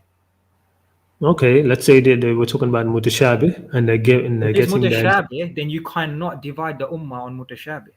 You have Well, to, you have to, if it's mutashabih, then you have to say that, look, I'm giving this interpretation and Allah knows best, but nobody is obliged to follow that. yeah. So they shouldn't say that Allah. And then when you're that giving this, an explanation, let me finish. When you're giving an explanation, it could be either about Sharia, yeah, these are rules and regulations, or it could be to do with eschatology, explaining events that are unfolding. Because remember, I said to you, look, there's two aspects. There's history is moving, yeah, and history will culminate somewhere. There's things that are unfolding, yeah. So there's things how to navigate. The Quran says, وَنَزَّلْنَا عَلَيْكَ تِبْيَانَ لِكُلِّ شَيْءٍ. Yeah, it's an explanation for all things. Yeah. yeah. So look, So what I'm I don't saying. know if you're gonna. We don't have like. What I'm saying is that you shouldn't say that, you know, Allah has taught me this or Allah has taught me that. Who are you Right? gonna say? Shaitan When you told me talk, this. no, when you're talking about a mutashabih verse, right? And you're going to say Look, you have in an Surah, interpretation for it, in and Surah Al-Kahf, the Allah Khidr taught says, me about it. Khidr What? says, this is not from my own accord, isn't it? Yeah, because he was Khidr was somebody who Allah told us that Allah Bro, had listen, given when him you come to knowledge a direct from stage, himself. when you come to a stage where it's nafsul mutma'inna, that means that you have completely subdued your lower nafs, innit? You ain't got jealousy, you ain't got envy, yeah, in your heart. You ain't got jealousy, envy, revenge, hatred. You don't have any of these diseases in your heart, yeah? You don't have any love for material world, right? You've got a mission here now. You're that's it. That nafs, you've conquered it. Then what's the nature of your spirit then? If you've got greed, jealousy, if you've got all these deficiencies of the heart, yeah, then if you don't have that in your heart, then what's your nature then? Your spirit. What are you seeing? You're seeing the ruh, innit? What are you seeing? Yeah. Now the ruh is the rider, and it's riding the horse. The horse is your nafs. Your nafs is now the ruh what Allah breathed into you. وَنَفَخْتُ فِيهِ مِنْ ruh. It's from Him. That is now riding you, innit? Yeah. It's riding your horse. Sorry. Again, the point is it's the rider. It's and then when you know when they say that, look, this is not from me, yeah, this is not from me. This is what. If it's mutashabih, then only Allah can confirm it. You can't confirm it. Only the Prophet. When the Prophet confirmed it, for example, when you fast, eat and drink until the black thread becomes distinct from the white thread. He said the verse. He never explained it, yeah, until when the Sahaba came to him. Not before that. Before that, he didn't give the tafsir. When he came and he said, "Look, I'm confused about this," he interpreted it. Look, it's the night sky and the white sky and the morning dawn. When they become distinct, it's the horizon. Yeah, I mean, and he never said and Allah. do you think? The Prophet Do you think that verse? The Prophet never said Allah knows best. That verse was not mutashabih. Yeah. That verse is no. The black thread and the white thread. No, it's not. That is a mutashabih verse. It's not talking about a literal thread. It's not just because a Sahabi, it's not talking about a Bedouin, just because a Bedouin illiterate Sahabi asked that is mutashabih. The verse is not talking about a thread. No, Allah is using something simple to explain something complex. He's using a simple word like thread to explain a more complex idea. Yeah? Just because a Bedouin, that's what mutashabih is. illiterate Sahabi asked a silly question doesn't mean the verse is mutashabih. An analogical predication when you use a simple idea to explain something complex. So when Allah was talking about, you think that's a complex thing. Yeah, so the black thread was not a literal thread. It's not talking about a literal thread. It's not nobody said it was a literal thread. Look, exactly. The only person who thought it was it was not. It was not mutashabih. The mutashabih means that it's not literally clear. Absolutely not. It doesn't. It did not need any explanation. It did need explanation because no. It was just a silly. It was a silly Bedouin Sahabi who did something stupid. The Bedouin Sahabi didn't understand. He took the verse to me. Yeah, because he was a fool. He was being a fool. Okay, it had nothing to do. Being a fool. He was being a fool. Look, he was No, being he a fool. wasn't being a fool. That's a bit He disparaging. He was just no, being. yes, I'm deliberately being disparaging because he was being an idiot. No, he right? wasn't. He wasn't. He He wasn't. was being an idiot, right? He wasn't Prophet being an laughed idiot. at it. No, he wasn't. It was being absolutely stupid, right? He wasn't. You can't say that. Having a black thread and a white thread on He his wasn't. pillow He and was. waiting. You don't know what was in his It's heart. ridiculous. He was asking the No, Prophet no, for no, no, no, clarification. no, no, no, no, no, no, no, no. I'm not going to belittle the Quran and say that when This is Allah not is about belittling the describing us, Quran. The and Quran when is Allah is talking here. and when Allah is describing us It's for not us our belittling the Quran. soul, Yeah. Allah is trying to tell us when to start and when to finish fasting, and you're going to tell me that's mutashabih. That is not mutashabih. That's muhkam. Okay. No, It's that's about not the muhkam. salah. Because it's No, not muhkam would mean you've not understood the word muhkam, yeah? It's not No, I completely understand the word No, you muhkam. haven't, because It's not about the literal. black thread. Okay, no. It's The black not about thread, the literal. black thread. No, look, listen. The black It thread. doesn't matter if The it black says thread black and the thread. white thread is not It talking doesn't about the matter. difference black It thread and doesn't white matter. thread. It doesn't matter. Yeah. That you're the one who thinks. This You're is the one who thinks the allegorical mutashabih predication means that you has use something simple. Allah is using a has simple idea nothing here. to do with that, Black my thread. friend. He's using something Mutashabih, simple to explain something more complex. Yeah. it has nothing to do. Which is talking about, yeah, the night sky being distinct from the dawn, yeah, of the white sky of the morning dawn. When that distinction, when you see it, that's the distinct. That's what he's referring to there. Yeah, Allah is not referring to something simple. What he used there, so he used something simple to make you understand something more complex. Yeah. There is nothing complex. So in Surah Al-Imran, it says that the verses are muhkam and mutashabih. They can't be and both. that is one or the not. other. They can't be two. The verse, the Quran says, is quite clear. The verse. And that was not a mutashabih two. verse. That was not a mutashabih verse. Anyway, we're going off track. We're coming back to Salah. So my point is that in Salah you can ask for help. Yeah, and the thing I want to impress is that it's very dangerous, very dangerous. Nothing dangerous. To say, listen to me, please. It's very dangerous to think that things that you are, the ideas that you get. It's not dangerous. I think this is very dangerous when you say it's dangerous because you're preventing the people. You haven't even let me said what I'm saying is dangerous. Okay. It's not. You don't have any authority. Only the Prophet can say what's dangerous. Okay. Look. Okay. Yes. In my opinion, let me give my opinion. Yes. Right, so in your opinion, right? I don't think it's dangerous. Okay. All right. Well, what am I saying is dangerous? Can you please tell me? Because you're preventing people from reaching tell me spirituality in the Salah. By saying dangerous, you're putting people off. What is dangerous? What am I saying is dangerous? You're putting people off. No, tell me what am I saying? Your message is that when I said that, look, you can. I'm telling people that you can connect with your Salah. You can connect with Allah with your Salah. Yeah, at a much deeper level. Very good. Yeah. Okay. And that's help. Fine. I'm not saying that's dangerous. You're discouraging people from doing that. Saying no. I'm not saying that's dangerous. This done it. No, I'm not saying that. No. I'm preaching or I'm teaching pure Tawheed. Tawheed in the sense that if you said it's dangerous, so what? That's up to you. What am I saying is dangerous? Allah is the owner. Allah Ashraf, your name is Ashraf, right? Ashraf, yes? Yes. Okay, explain to me what am I saying is dangerous? The fact that you're saying is dangerous.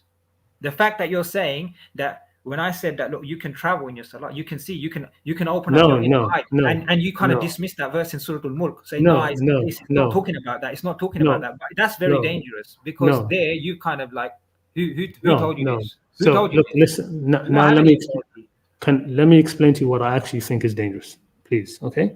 What I want to say that when you prevent people, when you're preventing people, the Quran is a light in itself. So when you're preventing people that don't do this, don't do that, you don't need to do anything. Allah will, Allah, He will everything, every wrong interpretation of the Quran will go into the garbage bin of history. It's His word.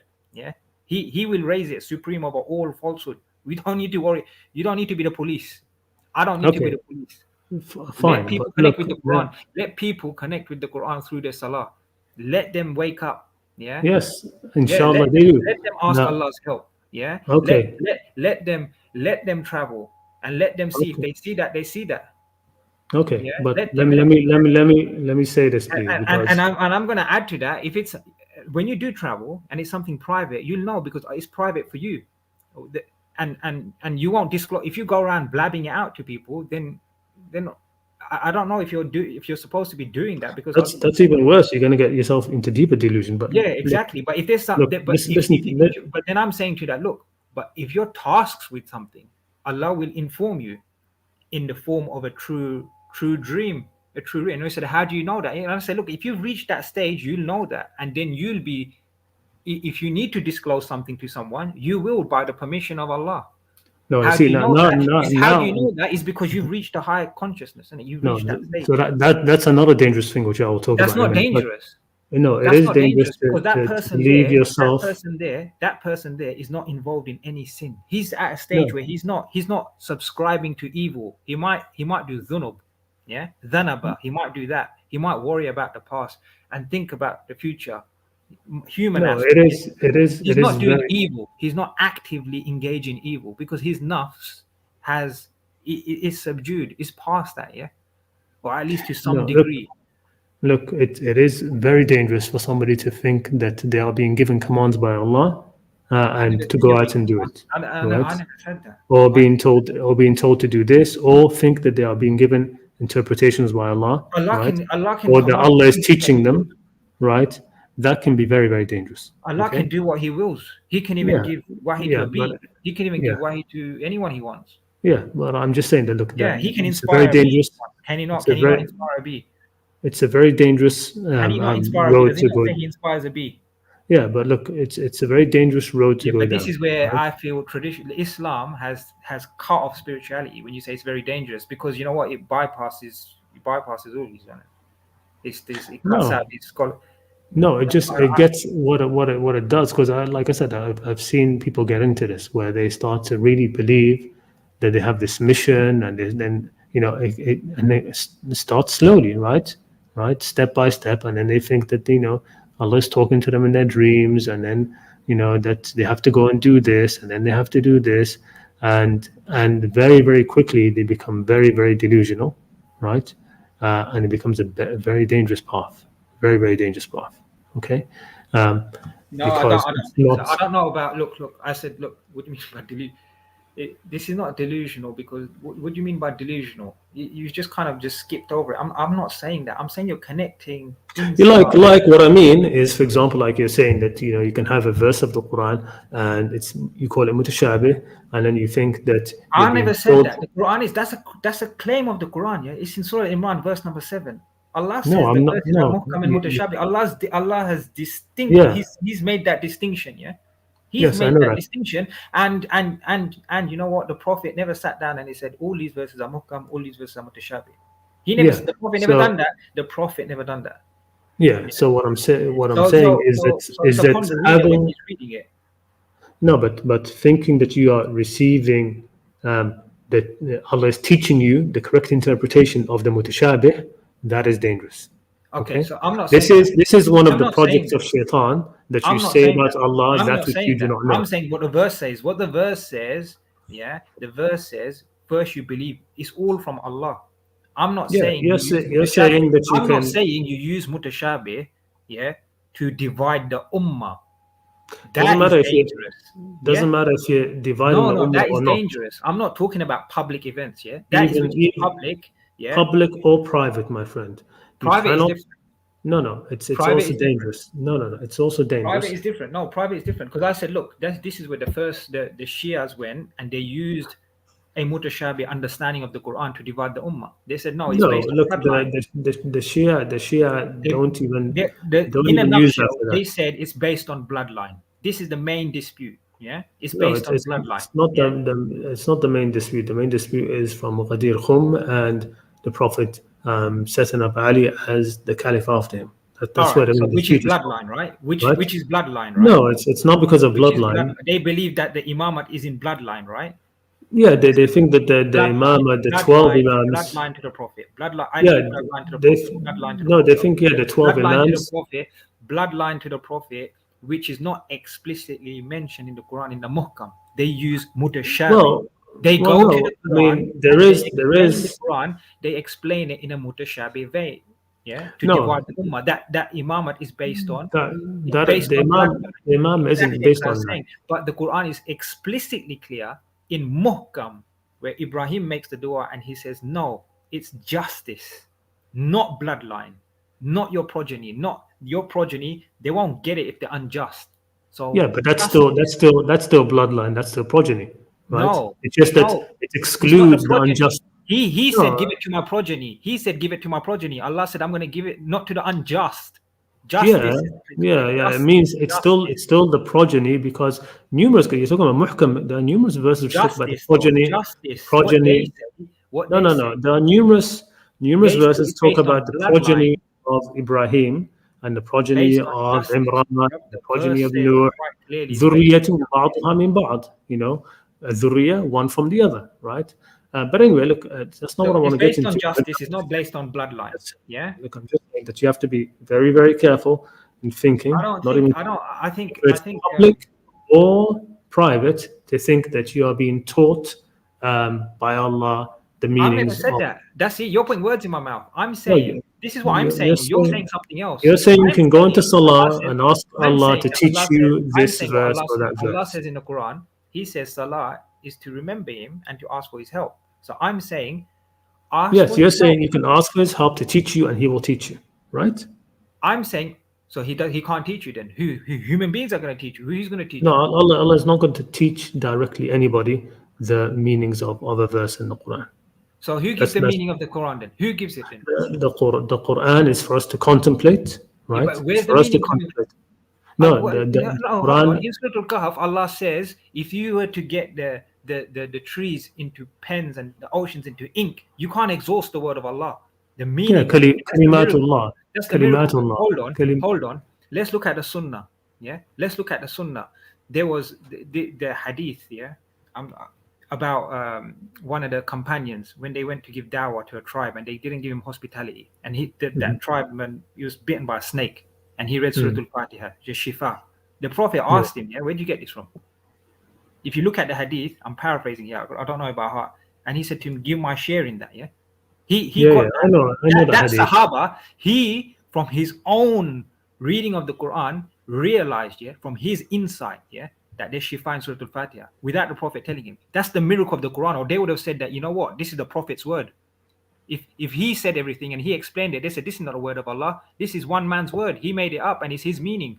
That's the whole point. Look, I don't accept the hadith first of all. The Quran is endless in meaning, and the author of the Quran, his word is Allah's word. So if he doesn't teach you, then who's going to teach you? You tell me.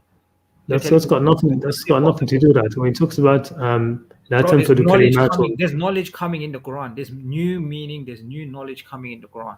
And the new knowledge doesn't contradict the previous knowledge. It doesn't contradict. It doesn't contradict that. It adds to the ocean. It adds to it. It's in harmony.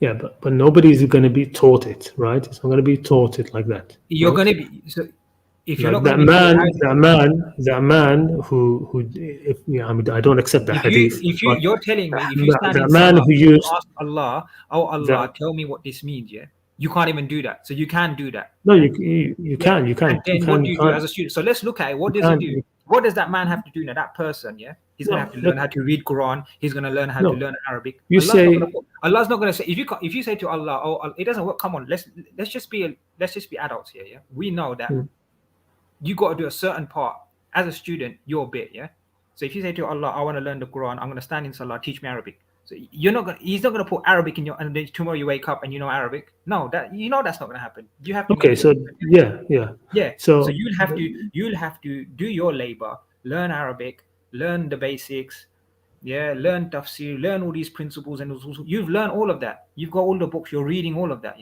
You're using your intellect, your academic intellect, and that's all you're reading. But you need something more than the scientific method. The scientific method is just the five senses. You have your intellect. You have your sight, your reason, your smell, your taste, your scientific observations, and you do this. And that's academic knowledge. It's called secular knowledge. You can't approach the book of Allah with a secular mind. That you understand? You need an inner eye. There's more than just the secular mind. Yeah, and I agree that. So there's nothing beyond. There's no spirituality. It's dead. Yeah. So that's insight. Yeah, I agree. Bro, the word that's insight into the Quran. Basar means insight. Yeah, that's insight. It comes internally, in your heart. It comes in your heart from Allah. That doesn't mean it comes in, right? Insight doesn't mean it doesn't come from out. It's not external. It's internal. If it's internal, where is it coming from? Where is it coming from? No, it's not. It's not coming. It's not coming from what's the Allah like that. mode? Where exactly internally is it coming from? It's not coming from your heart or your organs. Where No, in your heart? Where inside your heart? Where? What's giving your heart? What's giving it life? It's that ruh. Yeah. Yeah. Look. Yeah. That's where the It's your communication is coming ability. from. It's your ability That's to where the see. communication is It's your coming ability to have insight. It's your ability to be able to The reason things communication out. is coming from your These ruh are into things, your right? heart, and your heart is projecting those images, those thoughts into your head. Yeah, it's projecting Okay. it into your head. That's where it's coming from. Yeah. In Yeah. addition to that, the Quran speaks about angels coming down with ruh, the spirit, something else, because there's different types of spirit in the Quran. If you talk about Surah Al-Nahl, there's a specific type of spirit that Allah says He sends down with the angels. If we go to that verse in Surah Al-Nahl, yeah, we can go to Surah Al-Nahl, and if it's verse number 4, I think. Go into Surah Al-Nahl, get the verse up, look. Yeah, this is a very specific, very, very specific type.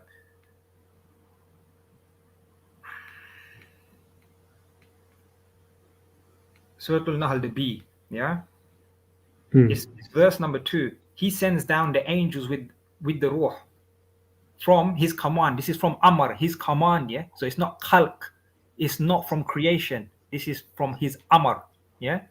Upon whom He wills, upon whom Allah wills, from His slaves, warn them that there is no God except me, so fear me. Yeah, this is set. Allah's doing a very specific task here. Yeah, you got to think deeply of what's happening here. What is this? You got to really contemplate over this verse. I don't know what this rule. I'm not going to interpret, yeah, because I'm not going to say anything out of ignorance. Because there's so many different types of ruhs doing one thing, and Ruhul Qudus and this ruh and that ruh. Yeah, there's different. So there's these things coming. Yeah, this kind of ruh, they put in spirit. This, if that comes upon you, then you've been cloaked with that message there. Yeah, so that's exactly Look, what I mean. What I'm saying to you is this, yeah. When you said the word dangerous, I'm not talking about Sudi, Salafi. This is what I believe. I've done all these Sufis, Salafi. I've done it all, yeah. And I believe that all those paths have been corrupted. They've been compromised. That's all in the past.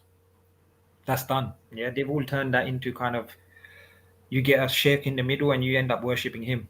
Your spirituality comes through him. You understand? So to me, that comes some kind of spiritual shirk involved there, where he becomes Allah, him, and then you understand. Yeah, but this is also that's the problem with that kind of stuff, and it becomes into a cult. I'm not talking about any cult. I'm not talking about you starting a cult. I'm talking about this is you individually, you yourself. You're praying salah, yeah, and it's you, the Quran, and it's your creator Allah, yeah.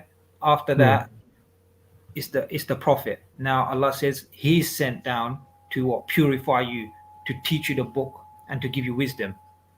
I don't know what that means, the extent of that, what that means when He passes from here. They say that, it's His hadith, His sunnah, and the rest of what He's left behind. But I think there's more to that than that. Yeah, I'm not going to go into that now. Yeah.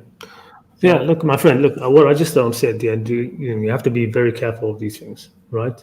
It's not, shaitan is there, and you have your own enemy within, as you already know. We're going through a time right now, which is, there's a spiritual warfare going on, yeah, as much as in the physical realm of truth and falsehood, yeah. Yeah. History is not just jointed at. It's just not a mishmash of things, yeah. History is not just a repeat of the past. We don't believe in just kind of history is just going to repeat itself, and carry on like that indefinitely. That's not what the Quran says. Allah says He's the first, He's the last, He's the eternal, and He's the external. History started, and history will end. Yeah. Sure. Look, because we've been going on for a while, so we want to end this up soon. I'm just saying, look, my advice is just to be very careful of these things.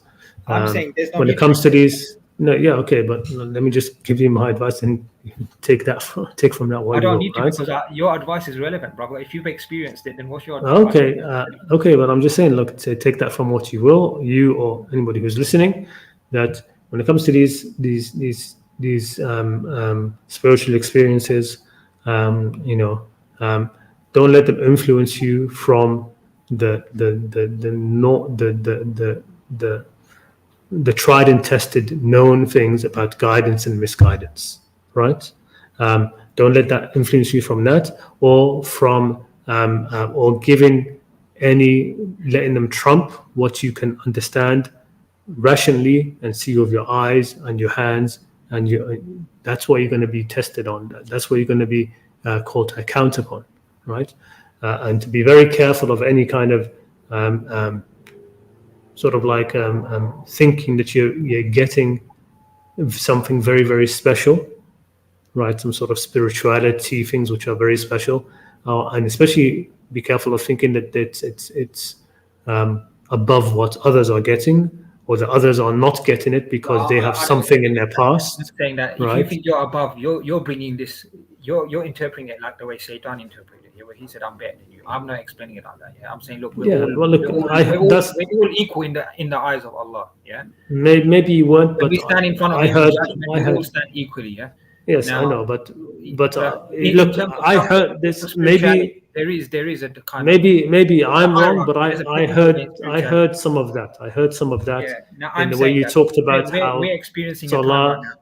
Yeah, look, I heard some of that in the way you talked about Salah and how you should be able to travel, and if you can't, then there's probably some sin. You've got the curse of Allah upon you, or something like that. I'm saying if you want to travel and you're not traveling, then I'm saying that then there's a problem. You've got like, okay, look, maybe because if you're not connecting with Allah the way you want to, then that's maybe you're doing something. I've never pointed fingers at anybody. I never said you pointed. I never said you pointed fingers about anybody. I'm just saying beware of thinking this kind of way as well. There are people who aren't able to travel or whatever this is, and they have no issue in their Salah. Connecting in Salah is not about starting a cult. You don't start a cult. Yeah, you don't start a group. You don't divide the ummah. I'm saying that this is there for the whole ummah. The Salah is there for you, for me, is for everybody. Yeah, is for the new one or is for the old one, is for anybody. You can connect in Salah and you can ask Allah's help. Yeah, Allah says help and His general everything to learn. What's the best help in His word? You want to understand it, then ask Him. Yeah. You said rational faculty. The secular rational mind is exactly the academic. They don't have any spirituality. They say the heart can't think, and I'm saying to you, that's wrong. You have to be careful when you say, look at the Quran through rational faculty. That's one aspect. The model of scholarship in Islam is in Qidr. Yeah, you need to have the two oceans of knowledge: the external, which is the scientific method, and also the internal, what Qidr said. The internal is the internal basar. When you connect those two dots, the two oceans of knowledge, the two oceans, when the fish got out from Musa and it jumped into the sea, that was an analogy there. That was the two oceans of knowledge. When you have that, when you have the external and the internal, that's when you will see. That's when you'll be able to dazzle the word in its explanation. This is kind of so look, so the last thing I wanted to mention was just to be careful of thinking that you are being taught directly by Allah, right? That can that can be very dangerous as well. To think that you're being. If you're in Tawheed, if you're in Tawheed, if you're remembering Allah, and Allah alone, Shaitan can't come. If you're in Salah, in fully Tawheed to Allah, full, He's your own. You're saying Subhan Rabbiyal A'la, Subhan Rabbiyal Azim, Subhanallahi amma yushrikun. Like you are saying that consciously with your heart. There's no other thought. There's no Shaitan that's going to come to you. You ain't doing no evil. They'll come to a point where you will know you won't subscribe to evil because you will be full in obedience in awe of Allah. Now, outside of Salah, you're being distracted. You still know Allah's watching you, but then you have your special time, like you said, at night time. I agree. At night time, it works better in tahajjud. Allah says stand up at that time in prayer. So at that time, you'll make a ritual, and you're right. I to some extent, you can have your own personal ritual, but be careful not to follow the rituals of those that came before you, because their rituals have been corrupted. That's what I would say. Like certain rituals, what you're doing, make sure you're not. It does involve bowing and prostrating. Don't do the head moving, because if you look into the rituals and the meaning of it, some of them they're having like spiritual sex with the creator. Bro, that's exactly what it is. They're doing. That's exactly what they're doing. Be careful. And then I said, look, there's this stuff about shirk. It goes very deep. Like when you go into the mortgage contract, you don't even know what you've entered into. You've just signed a contract, and you think, you know what, Allah said this because it's causing harm. Basically, if I'm doing interest, the money is with the rich. That's one aspect of it. But the spiritual aspect of it is they're taking that and they're doing a whole kind of Kabbalah ritual, behind closed doors with human sacrifices and everything. And your name is there. They're doing it upon you, and that's going to have devastating effects on your spirituality, devastating, without even you knowing it. And Allah's all forgiving. He forgives what He wants, He forgives what He wants. He can forgive, no doubt, because once you make the intention that right in your heart, that you know what, I want out of this riba contract. Once you've decided that in your heart, then whether what they do or not cannot affect you, because you sincerely decided in your heart that, from this day onward, I don't want anything to do with this. So then you're trying to get out of it, then that's gone. They can cast spells, whatever they want. But if you don't, and in your heart you're like, I'm still going to carry on, I'm still going to get this credit card, I'm still going to do that, then Allah knows you can't lie between Allah. In fact, Allah says Allah intervenes between a man and his heart. He's closer to you than your jugular vein. So what does Allah mean there? He intervenes between a man and his heart. There you go. All right, brother. Look, Ashraf, it's been swell. Actually, it's been a very nice talking to you. Reminded me of a lot of things from long time ago. We can speak but, more. We're gonna have to. There's a lot more. You know what? I spoke really because I had this. All these verses, I said so many, like boom, boom, boom. Like each one of them is a lecture, an hour in itself. Yeah, I understand. It's difficult to. But for just for the purpose of here, and for the audience, and with what you're saying, I'm like. Yeah, I understand. It's difficult. It's difficult to organize your thoughts on the fly and bring everything. Somewhere, what's happening in the Holy Land? We're moving somewhere. There's gonna be. Allah said that I'm going to establish my khilafah here. He said to the angels, I am appointing Adam to establish a khilafah here, his mulk, his dominion, A secular world order is not going to carry on indefinitely and people just wandering around with spirituality, la-di-da-di-da. It's not like this, There's something coming, All right, look, really, I have to close it up because we're coming up to like 3 hours now, so it's been quite long. But look, welcome again anytime, right? We're going to have the next stream again, as usual, in a couple of weeks. You're welcome to come on, by the way, and like have a kind of like guest appearance kind of thing, where if you want to share any thoughts that you have directly on the verse, please feel free. Feel free to do so, because remember, this is the whole purpose of the stream. Let's see what the people. It's not supposed to be. It's not supposed to be just me giving my interpretations or giving my presentations. I really do want the stream to allow people to come on and share what they, whatever they understood, whatever they've gleaned from the Quran. It'll be great if you want to do that anytime. Okay. Inshallah, definitely. I'll definitely come on again. I don't mind. Let's see what the comments say, what people say. Don't worry about it. Don't worry about the comments, even if it's negative or positive. Just feel free to come on whenever you want. Okay. No worries. But think about what I said. Yeah. Because everything what you said is nothing new to me, and everything what you said I already know. Yeah. There's nothing there where you went, oh, okay, that's something I didn't know. Yeah. To be honest, I feel the same way. I've heard of a lot of this before. What I said you've never heard before. I don't think. No, I've heard it. Yeah, I'm not saying I've learned anything new, but the way I was, the thing, what they teach you there traditionally, it's not like I'm saying nothing new. You ain't. I've heard. Believe me, most of the stuff I have heard it quite a few times, right? But anyway, it doesn't matter. Just because if it's new or not, it doesn't mean that it's having heard it the first time or not isn't the important thing.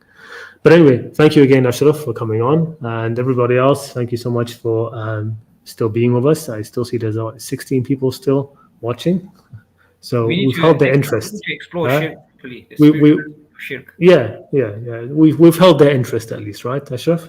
Yeah. All right, okay. Jazakumullah khair, everybody. Thank you for coming on, and take care of yourselves. And inshallah, hopefully for everybody this next year. You didn't even tell me your name. You just said Khalid. Okay, It's Khalid. Yeah. Hopefully, everybody for you and everybody else, the next year will be better, especially for the people of Gaza and Sudan and Congo and all these places where there's been conflict all around the world. Inshallah, things get better, and keep us all in your du'as, everybody. Assalamu alaikum wa rahmatullahi ta'ala wa barakatuh.